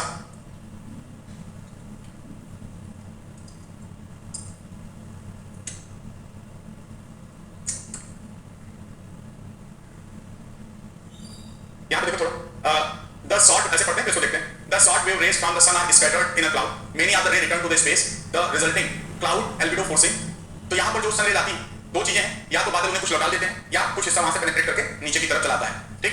long wave rays emitted by the earth are absorbed and re-emitted by a cloud with some rays going to the surface. अब दूसरी चीज होती है कि अब बादलों का दोहरा प्रभाव हमें दिखाई पड़ता है। दिन के समय अगर बादलों का आवरण है तो यह आने वाले सूर्यातप की मात्रा को कम कर सकता है, जिससे कि हमको दिन के समय सामान्य दिनों की तुलना में थोड़ा तापमान कम महसूस हो सकता है। लेकिन अगर यही बादलों का आवरण रात में बना रहता है, रात में अगर यह बना रहता है, तब यह वापस जाने वाले सूर्यातप को क्या करता है, वो पार्थिव विकिरण को क्या करता है, रोकता है, रिफ्लेक्ट करता है, वापस पृथ्वी की तरफ करता है। नतीजतन दिन और रात के तापमान में बड़ा अंतर नहीं होने पाता, अर्थात रातें तब सामान्य की तुलना में थोड़ा क्या है, गर्म हो जाती है। तो पहला जो तुरंत का इफेक्ट बादलों का है वो दोहरा इफेक्ट है। दिन के समय सूर्यातप में कमी कर ये तापमान को कम करते हैं, जबकि रात्रि में ये तापमान में वृद्धि के लिए उत्तरदायी होते हैं। इससे दिन और रात के तापमान में बड़ा अंतर नहीं आने पाता, अर्थात ये तापांतर को, दैनिक तापांतर को कम करते हैं। इसका मतलब अगर मेघाच्छादन की दर ज्यादा है तो दैनिक तापांतर की दर क्या हो जाएगी, कम हो जाएगी। इनका उल्टा संबंध आ जाता है। ये तो हो गया शॉर्ट टर्म इंपैक्ट। अगर हम इसी को लॉन्ग टर्म इंपैक्ट में देखें तो यहाँ दो तरीके के बादल हमारे पास आते हैं। एक बादल होते हैं जो ऊपर बनते हैं और ये पतले बादल होते हैं, राइट। इसमें हम बादल ले सकते हैं पक्षात बादल, सीरस क्लाउड, राइट। दूसरे निचले बादल होते हैं और ये घने बादल होते हैं। पहले ये माना जाता था कि ये बादल जो कि हिमकणों के बने हैं, बर्फ के बने होते हैं, ऊपर वाले बादल, इतना समझ लो, तो ये ज्यादा विकिरण लौटा देते हैं। लेकिन अब स्थितियां बदल गई हैं। अब जो नई रिसर्च है वो ये बताती है कि अगर पतले बादल और ऊंचे बादल हैं, अभी बात समझना, पतले बादल और ऊंचे बादल हैं, जिस किसी क्षेत्र में अगर ये ज्यादा बनते हैं तो वहां पर इनकी वापस लौटाने की क्षमता कम होती है, क्योंकि पतले हैं और इनसे ज्यादा रेडिएशन क्या है, पेनिट्रेट करके आ जाता है, राइट। दूसरी तरफ जो कम ऊंचाई के गहरे बादल हैं, उनका एल्बिडो क्या है, ज्यादा होता है और पेनिट्रेट करके आने वाला जो रेडिएशन है सरफेस का वो क्या हो जाता है, कम हो जाता है। इसके बाद जब सतह इनका अवशोषण कर लेती है तो ये लौटाते हैं। जब भूपृष्ठ लौटाती है तो ये बादल जाने नहीं देते हैं और ये बादल इसके अधिकांश भाग को क्या करते हैं, लौटा देते हैं। दूसरी तरफ जब ये जाती है तो ये भी अवशोषित करके क्या करते हैं, लौटाते हैं। लेकिन अगर हम दोनों की तुलना करें तो यहां पर इनकी तुलना में ये कम गर्म करेंगे कि ज्यादा, कम गर्म करें, ये कम गर्म करें। क्यों, इनसे ज्यादा आ रहा है, इनसे ज्यादा आ रहा है और ज्यादा रुक रहा है, और इनसे कम आ रहा है, काफी कम, इनका एल्बिडो ज्यादा होता है। इसलिए लॉन्ग टर्म में ये हीटिंग इफेक्ट पैदा करते हैं और इसकी तुलना में इनका इफेक्ट क्या होता है, कूलिंग इफेक्ट हो जाता है। इसलिए अधिक ऊंचे और पतले बादल किसी भी क्षेत्र में दीर्घावधि में वे हीटिंग इफेक्ट जनरेट करते हैं, और जबकि ये वाले बादल इनकी तुलना में कूलिंग इफेक्ट उत्पन्न करने के लिए उत्तरदायी होते हैं। जो एल्बिडो की लिस्ट देंगे वहां एल्बिडो से भी ये बात आप कर सकते हैं। इसमें देखिए बादलों का पैरामीटर लिख सकते हो, तो बादलों का दोहरा प्रभाव होता है, बादलों का दोहरा प्रभाव होता है, बादलों का दोहरा प्रभाव होता है। दिन के समय ये सूर्यातप को बाधित कर तापमान में कमी लाते हैं,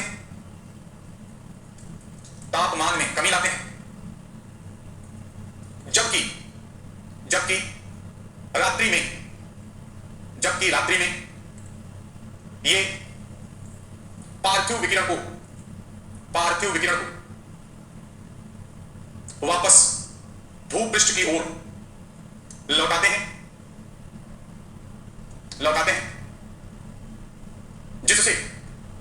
जिससे रात्रि में भी तापमान ऊंचा बना रहता है।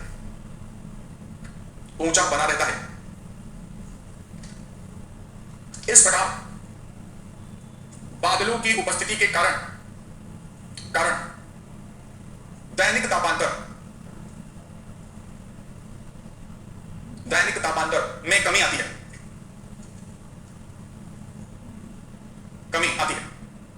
ये बात क्लियर हो गई, दिन और रात। इसीलिए जब बादल होंगे ना तो ओस नहीं बनने पाएगी ज्यादा, क्योंकि टेम्परेचर क्या करेंगे, हाई करेंगे, और जब हवा का टेम्परेचर हाई रहेगा तो वह संघनित नहीं हो पाती, उसके अंदर से वाटर वेपर बाहर नहीं निकल पाती है। तो बादल जो होंगे वो दोहरा काम करते हैं, दिन में तापमान कम लेकिन रात में तापमान, जो दिन का तापमान है उसे गिरने नहीं देंगे। दिन में आ जाएगी, उससे टेम्परेचर बन गया तो हमको रात में लगेगा कि टेम्परेचर दिन की तुलना में कम होना चाहिए, लेकिन जो आ गया इसको वापस जाने नहीं देते, तो वही टेम्परेचर रात को भी क्या है, बना रहता है, और इसलिए दैनिक तापांतर में कमी आ जाती है। दैनिक तापांतर हाई और लो, दिन के हाई और रात के लो के बीच कोई बड़ा अंतर नहीं रह जाता। अभी बात थोड़ा सा इसे पढ़ लेते हैं। हाई क्लाउड्स के बारे में क्या कहा गया है, the high thin cirrus cloud in the earth atmosphere act in a way similar to the clear sky because they are highly transparent to short wave radiation। Simple बात समझ लो कि आने वाले सूर्यातप के लिए ये लगभग साफ आकाश की तरह काम करते हैं, इतने पतले होते हैं कि ये सूर्यातप को बहुत ज्यादा वापस नहीं कर पाते। But they readily absorb the outgoing long wave radiation। किंतु ये पृथ्वी की सतह से वापस जाने वाले लॉन्ग वेव रेडिएशन को क्या करते हैं, एब्जॉर्ब करते हैं, मतलब ये बाहर नहीं जाने देते हैं। like clear air, cirrus cloud absorb the earth radiation and then emit long wave infrared radiation both to space and back to the earth surface because cirrus clouds are high and therefore cold energy is hot. जबरदस्ती वाला पढ़ने का है। इससे एक बात clear हुई कि जो हाई सीरस क्लाउड है, मैं आपको क्यों पढ़ रहा हूं, क्योंकि कई जगह एक तो किताबों में लिख दिया गया है कि जो सीरस क्लाउड होते हैं जो कि बर्फ कणों के बने होते हैं तो ज्यादा लगा देते हैं, उससे ठंडा प्रभाव पैदा करते हैं। ये बहुत बड़ा मिसकंसेप्शन है, तो ये एक तो किताबों में लिख दिया, अगर आपको किताब पढ़ ली तो आपके दिमाग में आएगा चलो क्या पता। तो मैं आपको पहले ही नासा की साइड दिखा दे रहा हूं कि यहां पर ये आपको अपने दिमाग में रखना होगा, वो कॉन्सेप्ट काफी समय पहले से चेंज हो चुके हैं। अब पढ़ लिखो, वायुमंडल में निर्मित उच्च मेघ ब्रैकेट में पक्षाघ, उच्च मेघ पक्षाघ बदल बना, उच्च मेघ पक्षाघ का एल्बिडो कम ऊंचाई पर निर्मित गहरे बादलों की तुलना में, गहरे या मोटे भी लिख सकते हो, गहरे बादलों की तुलना में कम होता है, गहरे बादलों की तुलना में कम होता है। अतः ऊंचे बादलों से सूर्य तक सतह तक पहुंच जाता है,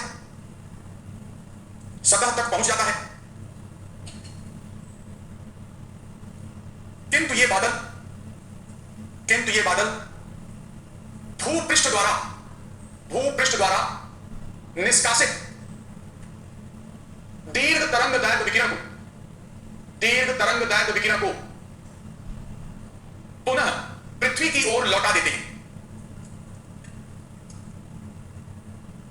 जिससे इनके द्वारा तापन प्रभाव उत्पन्न होता है, तापन का प्रभाव उत्पन्न होता है। जबकि उच्च एल्बिडो के कारण निचले मोटे बादल शीतलन प्रभाव उत्पन्न करते हैं, जबकि उच्च एल्बिडो के कारण निचले मोटे बादल शीतलन प्रभाव उत्पन्न करते हैं। क्लियर? एक चीज यहां पर, सागर तल से दूरी, तल नहीं बेटा, सागर तट से दूरी, तट जहां से स्थल और सागर अलग होते हैं वह तटीय क्षेत्र, और जो रेखा अलग करती है वो तटरेखा। तो यहां पर दैनिक और वार्षिक तापांतर की क्रिया समझा दें। यहां पे देखो क्या होता है, स्थल और जल, तटीय क्षेत्र में स्थल और जल का तापमान अलग अलग होता है, इसलिए वायुदाब अलग अलग होता है। इसलिए कुछ समय, मान लो जैसे दिन के समय हवा या पवन जल से स्थल की ओर बहती है और रात्रि के समय स्थल से जल की ओर बहती है, और इसमें उष्मा का स्थानांतरण हो जाता है, दोनों तरफ उष्मा समान रूप से वितरित हो जाती है। अतः दिन और रात के तापमान में यहां कोई बड़ा अंतर नहीं होता, और जब दिन और रात के तापमान में कोई बड़ा अंतर नहीं होता तो हम ये बोलते हैं दैनिक तापांतर क्या है, कम है, दैनिक तापांतर कम है, 24 घंटे तापमान का अंतर। दूसरी तरफ जब ऋतुएं बदलती हैं, जो सबसे गर्म मौसम, सबसे ठंडा मौसम, उसमें भी दोनों का तापमान अलग अलग है, तो यहाँ ये पवनें और तीव्र हो जाती हैं और उष्मा का वितरण फिर से समान कर देती हैं। इसलिए पूरे साल भर में देखा जाए, साल का जो सबसे ज्यादा तापमान होता है और जो सबसे कम तापमान होता है उसमें 2-3 डिग्री सेंटीग्रेड से ज्यादा अंतर नहीं आता है। इसलिए यहां पर वार्षिक तापांतर भी क्या है, कम हो जाता है। जबकि हम इससे दूर जाएंगे तो महासागर और स्थल के बीच उष्मा के आदान प्रदान की दशाएं समाप्त हो जाएंगी, और जो स्थल को उष्मा मिलेगी कम या ज्यादा, इसको उसी से काम चलाना पड़ेगा। इसलिए सर्दियों में कम उष्मा तो ठंडा हो जाता है, गर्मियों में खूब उष्मा तो ये क्या हो जाता है, गर्म हो जाता है। इसलिए इसका दिन और रात के तापमान और ऋतुओं वार्षिक स्तर पर तापमान का अंतर अपेक्षाकृत क्या है, ज्यादा हो जाता है। ठीक है ना? फिर ढाल विन्यास होगा, ढाल विन्यास वही सूर्य तक वाला है ना, जो ढाल सूर्य के सम्मुख होगी ज्यादा सूर्य तक, तो तापमान क्या हो जाएगा, ज्यादा हो जाएगा, और जो विमुख है वहां सूर्य तक वगैरह कम है तो तापमान क्या होगा, कम हो जाएगा। तो ढाल विन्यास लिख सकते हो 2, मतलब वही है जो वहां पे है, दोनों में कोई बड़ा अंतर यहाँ पर नहीं है, सेम है। ठीक है ना? तो कर लोगे ना, ये हो गया यहाँ पर तापमान को प्रभावित करने वाले कारक। अब एक और चीज अगर याद रखी जाए कि पृथ्वी पर तापमान के वितरण को कैसे प्रदर्शित करते हैं, वो भी खासतौर पर क्षैतिज वितरण। तो सामान्यतः हमारे पास तापीय पेटियां हैं, जो हम लोगों ने पहले भी देखा था जब हम लोगों ने पृथ्वी का परिक्रमण देखा था यहाँ पर। तो हमारे पास जो तापीय पेटियां हैं वो इक्वेटर हो जाता है ये, और फिर इसके बाद यहाँ 23.5 डिग्री नॉर्थ, इसको बनाना नहीं तो समझ लेना, 23.5 डिग्री साउथ। यह कौन सा कटिबंध था, उष्ण कटिबंध, टॉरिड जोन। इसको ट्रॉपिकल जोन भी कहा जाता है, ट्रॉपिकल जोन भी कहा जाता है। फिर इसके बाद 66.5 डिग्री नॉर्थ, 66.5 डिग्री साउथ। ये वाला जो एरिया है इसे हम बोलते हैं शीतोष्ण या समशीतोष्ण। हिंदी में दिक्कत है, अंग्रेजी में कोई दिक्कत नहीं, अंग्रेजी में इसे टेम्परेट कहते हैं। हिंदी में आप समशीतोष्ण के घबराइएगा नहीं, शीतोष्ण कटिबंध और शीतोष्ण कटिबंधीय, शीतोष्ण कहो या समशीतोष्ण करो, अंतर नहीं है। और फिर इसके बाद 90 डिग्री नॉर्थ और 90 डिग्री साउथ, शीत कटिबंध।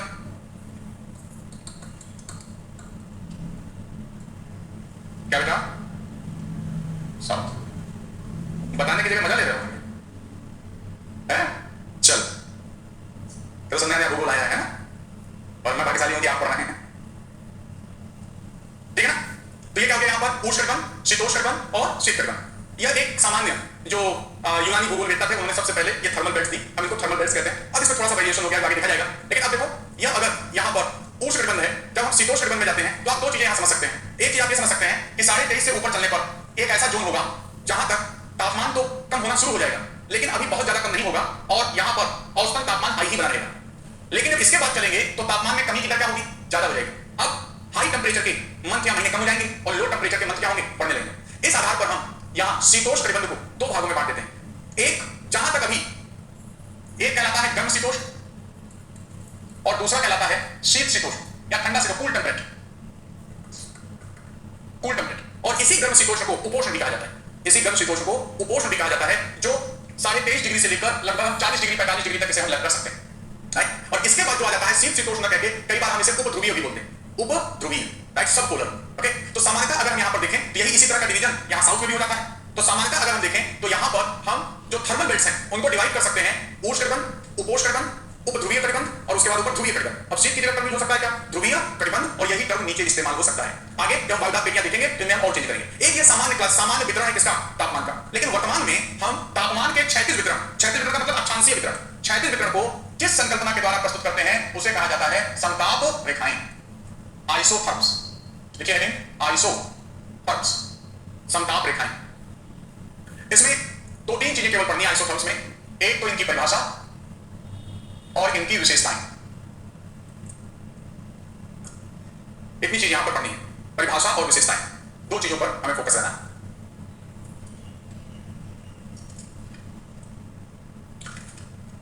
इसमें परिभाषा लिखिए, फिर इसी के सारे हम देखेंगे।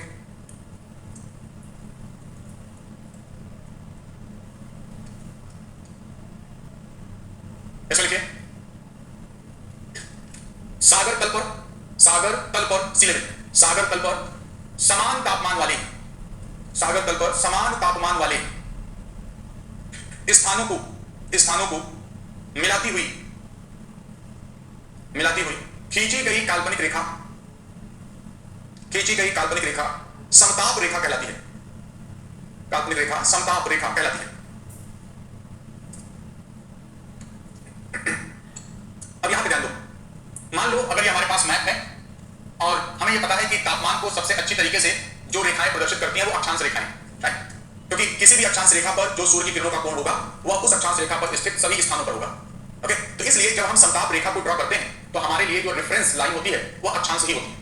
और इसीलिए जब हम समताप रेखाएं ड्रॉ करते हैं तो वो अक्षांश के अनुदिश या समानांतर ही खींची जाती है, अर्थात उसे हम पूर्व से पश्चिम खींच रहे होते हैं। पूर्व से पश्चिम इसलिए टर्म यूज होता है कि सूर्य पूर्व से निकलता है और पश्चिम की तरफ जाता है, राइट, पृथ्वी के संदर्भ में जो। तो इसलिए जो तापमान की दशाएं डेवलप होती हैं पहले पूर्व से डेवलप होती हैं, फिर उनका पश्चिम की तरफ प्रसार होता है। तो इसलिए समताप रेखाएं अक्षांश रेखाओं के समानांतर पूर्व से पश्चिम खींची जाती है। लेकिन हमको ये पता है कि किसी भी स्थान के तापमान को निर्धारित करने के लिए केवल अक्षांश ही काफी नहीं है, और भी फैक्टर हैं जो एक ही अक्षांश पे स्थित विभिन्न स्थानों के तापमान को अलग अलग कर देते हैं। इसलिए जब हम समताप रेखाएं खींचते हैं तो वे अक्षांशों के समानांतर तो होती हैं, अक्षांशों की ही दिशा में तो खींची गई होती हैं, लेकिन अक्षांश रेखाओं के संपाती नहीं होती। संपाती का मतलब कि अक्षांश रेखा और समताप रेखा एक के ऊपर एक नहीं होती है, क्योंकि किसी भी अक्षांश पे, किसी भी अक्षांश रेखा पे अगर हम समान तापमान वाले स्थानों को अगर हम मिलाएं तो भी वो अक्षांश रेखा के साथ मैच नहीं करेंगी, क्योंकि विभिन्न अक्षांशों की ऊंचाई गहराई आदि के, विभिन्न क्षेत्रों की ऊंचाई गहराई आदि के कारण उनका तापमान अक्षांश के तापमान से क्या होगा, अलग होगा। क्योंकि अक्षांश का तापमान हम सागर तल पे लेते हैं और यहाँ पर विभिन्न ऊंचाई है, राइट, इसलिए हर एक क्षेत्र का तापमान क्या होता है, अलग अलग होता है। अब खींचने के पहले हम क्या करते हैं, खींचने के पहले एक प्रक्रिया अपनाई जाती है। मान लो यह कोई सी लेवल का जोन है और यहाँ से कोई स्थान ऊपर उठा हुआ है और इसकी ऊंचाई है यहाँ पर 1650 मीटर, 1650 मीटर। और जो ये 1650 मीटर है और यहाँ कोई स्थान ए है और यहाँ पर तापमान हमको दिखाई पड़ रहा है कितना, 10 डिग्री सेंटीग्रेड, 10 डिग्री सेंटीग्रेड दिखाई पड़ रहा है, राइट। हमको यहाँ पर कोई एक क्षेत्र दिखाई पड़ रहा हो, लेट अस अज्यूम यहाँ पर, और यहाँ पर इसका भी तापमान हमको 10 डिग्री सेंटीग्रेड दिखाई पड़ रहा हो। तो हमें ये लग सकता है कि अगर हमें समताप रेखा खींचनी है तो इस स्थान और इस स्थान को मिलाती हुई मैप पे क्या खींच सकते हैं, समताप रेखा खींच सकते हैं, क्योंकि दोनों का तापमान क्या है, समान है। लेकिन हम ऐसा नहीं करेंगे। यहाँ नियम क्या है, नियम ये है किसी भी स्थान से किस मान वाली समताप रेखा गुजरेगी उसको निर्धारित करने के लिए पहले इस स्थान का तापमान सागर तल पर ज्ञात कर लिया जाएगा। अर्थात यहाँ तापमान 10 डिग्री सेंटीग्रेड है, फिर हम देखेंगे कि यह सागर तल पर है या नहीं है। अगर यह सागर तल पर है तो यहाँ से 10 डिग्री की समताप रेखा गुजर जाएगी। अगर सागर तल पर नहीं है तो हम पहले ये देखेंगे कि अगर यह सागर तल पर होता, सागर तल पर होता तब इसका तापमान वास्तव में कितना होता। तो अब आप देख रहे हो ये 1650 मीटर ऊंचा है सागर तल से और तापमान कितना है 10 डिग्री। हमको ये पता है कि प्रति 165 मीटर की ऊंचाई पर 1 डिग्री सेंटीग्रेड तापमान क्या हो जाता है, कम हो जाता है। तो ये 1650 मीटर ऊंचा है, तो इसमें कितने डिग्री तापमान कम हुआ होगा, 10 डिग्री। अर्थात जो इसका यहाँ 10 दिख रहा है वह सागर तल के तापमान से 10 डिग्री कम है। तो इसका तापमान सागर तल पर कितना होगा, 20 डिग्री सेंटीग्रेड। इसलिए यहां से हम 10 डिग्री की समताप रेखा नहीं गुजारेंगे, कितना गुजारेंगे, 20 डिग्री की समताप रेखा। इसलिए परिभाषा में क्या लिखा है, सागर तल पर समान तापमान वाले, अर्थात किसी भी स्थान से जब हम समताप रेखा गुजारेंगे वहां कितने डिग्री वाली समताप रेखा गुजरेगी, इसके लिए उसका तापमान कहां पे ज्ञात करना पड़ेगा, सागर तल पर सी लेवल पर। लेकिन फिर यहां गड़बड़ हो जाती है कि हम यहां तापमान ओरिजिनल है 10 और हम मैप में दिखा रहे हैं कितना 20। अब क्या यहां का किसान मैप का टेंपरेचर देख के खेती करेगा क्या, नहीं ना, यहां का किसान तो अपना ओरिजिनल टेंपरेचर देख के खेती करेगा जो भी करेगा। इसलिए समताप रेखाएं व्यवहारिक नहीं, सैद्धांतिक है। ये भूगोल वेत्ताओं के लिए डेटा देती है, ये भूगोल वेत्ताओं के लिए तापमान वितरण को बताती है। सामान्य व्यक्ति के लिए, किसानों के लिए इसे आधार बनाकर यहाँ के आर्थिक क्रियाकलापों का निर्धारण नहीं किया जा सकता। तो यह विशुद्ध भूगोल वेत्ता के लिए पूरी पृथ्वी पर तापमान के वितरण की दशाओं को समझने के लिए है, व्यवहार में इनका उपयोग नहीं है। राइट, अब बात लिखो, समताप रेखाओं की, उसे लिखो, समताप रेखाओं की निम्नलिखित विशेषताएं होती हैं। समताप रेखाओं की निम्नलिखित विशेषताएं होती हैं। नंबर 1, ये अक्षांशों के अनुदिश, अनुदिश मतलब उसी दिशा में, ये अक्षांशों के अनुदिश पूर्व से पश्चिम, पूर्व से पश्चिम खींची जाती हैं। अक्षांशों के अनुदिश पूर्व से पश्चिम खींची जाती हैं। नंबर 2, किन्हीं दो समताप रेखाओं के बीच की दूरी, बीच की दूरी तापमान परिवर्तन की दर, बीच की दूरी तापमान परिवर्तन की दर अर्थात ताप प्रवणता, थर्मल ग्रेडियंट, अर्थात ताप प्रवणता को प्रदर्शित करती है, ताप प्रवणता को प्रदर्शित करती है। अब बात समझे, यहां जैसे यहां दो समताप रेखाएं हैं, 30 डिग्री सेंटीग्रेड की और 20 डिग्री सेंटीग्रेड, इसमें जो भी स्थान उनका तापमान 30 डिग्री, इसमें जो है 20 डिग्री, और इनके बीच की दूरी 1 सेंटीमीटर। तो अगर हमें तापमान प्रवणता निकालना 2 सेंटीमीटर का ताप प्रवणता निकालनी हो, थर्मल ग्रेडियंट निकालना है, तो हमें निकालना होगा दोनों के बीच तापमान का अंतर 30 - 20 बटे इनके बीच की दूरी, ये हो गया 10/2 = 5 डिग्री सेंटीग्रेड पर सेंटीमीटर। अब सेंटीमीटर किलोमीटर के लिए लिया गया है, जिसके लिए भी लिया गया हो जाएगा। तो यहां पर तापमान परिवर्तन की दर आ गई ना, ताप परिवर्तन की दर कितनी है, 5 डिग्री सेंटीग्रेड पर सेंटीमीटर। अब किलोमीटर के लिए सेंटीमीटर दिया गया होगा तो 5 डिग्री सेंटीग्रेड पर किलोमीटर परिवर्तन की दर आ गई। अगर अब सोचो इनके बीच की दूरी 2 की जगह, यहां पर 2 की जगह इनके बीच की दूरी 5 सेंटीमीटर हो जाती, 5 सेंटीमीटर वाली दूरी, तो अब कितना आ जाएगा यहां पर 10/5, 2 डिग्री सेंटीग्रेड पर सेंटीमीटर। अगर इनके बीच दूरी केवल 1 सेंटीमीटर हो जाती तो कितना आ जाता, 10 डिग्री सेंटीग्रेड पर सेंटीमीटर। एक बात देख रहे हो, अगर दूरी घट रही है तो ताप प्रवणता क्या हो रही है, बढ़ रही है, और अगर दूरी बढ़ रही है तो तापमान प्रवणता क्या हो रही है, कम हो रही है। तो अगर कहीं पर समताप रेखाएं पास पास खींची जाएंगी तो इसका मतलब है यहां तापमान परिवर्तन की दर उच्च है, ताप प्रवणता उच्च है, और अगर दूर दूर है तो मतलब यहां पर ताप प्रवणता मतलब दूरी के साथ तापमान के परिवर्तन की दर क्या है, कम है। ये बात समझ आ रही, ताप प्रवणता उसको लिखें। यदि समताप रेखाएं, उसे क्या कहें, यदि समताप रेखाएं पास पास होती हैं, पास पास होती हैं, तब यह निम्न ताप प्रवणता, तब यह निम्न ताप प्रवणता को प्रदर्शित करता है। रुक जाओ रुक जाओ रुक जाओ, तब यह निम्न की जगह उच्च कर दो, तब यह उच्च ताप प्रवणता, पास पास है ना, तब यह उच्च ताप प्रवणता, निम्न की जगह उच्च कीजिएगा, उच्च ताप प्रवणता प्रदर्शित करती है। दूर दूर होने पर, दूर दूर होने पर निम्न ताप प्रवणता की, निम्न ताप प्रवणता की दशा होती है। ठीक है, चलो आज इतने कर लो, कल आप पेपर लेते हैं, पेपर डिस्कस करना हो पीटी वाला है ना, उसमें जो प्रॉब्लम है डिस्कस कर लेंगे, तो कल लेते आइएगा, फिर से बात कर लेते हैं। 1 मिनट, ये बात इसके बाद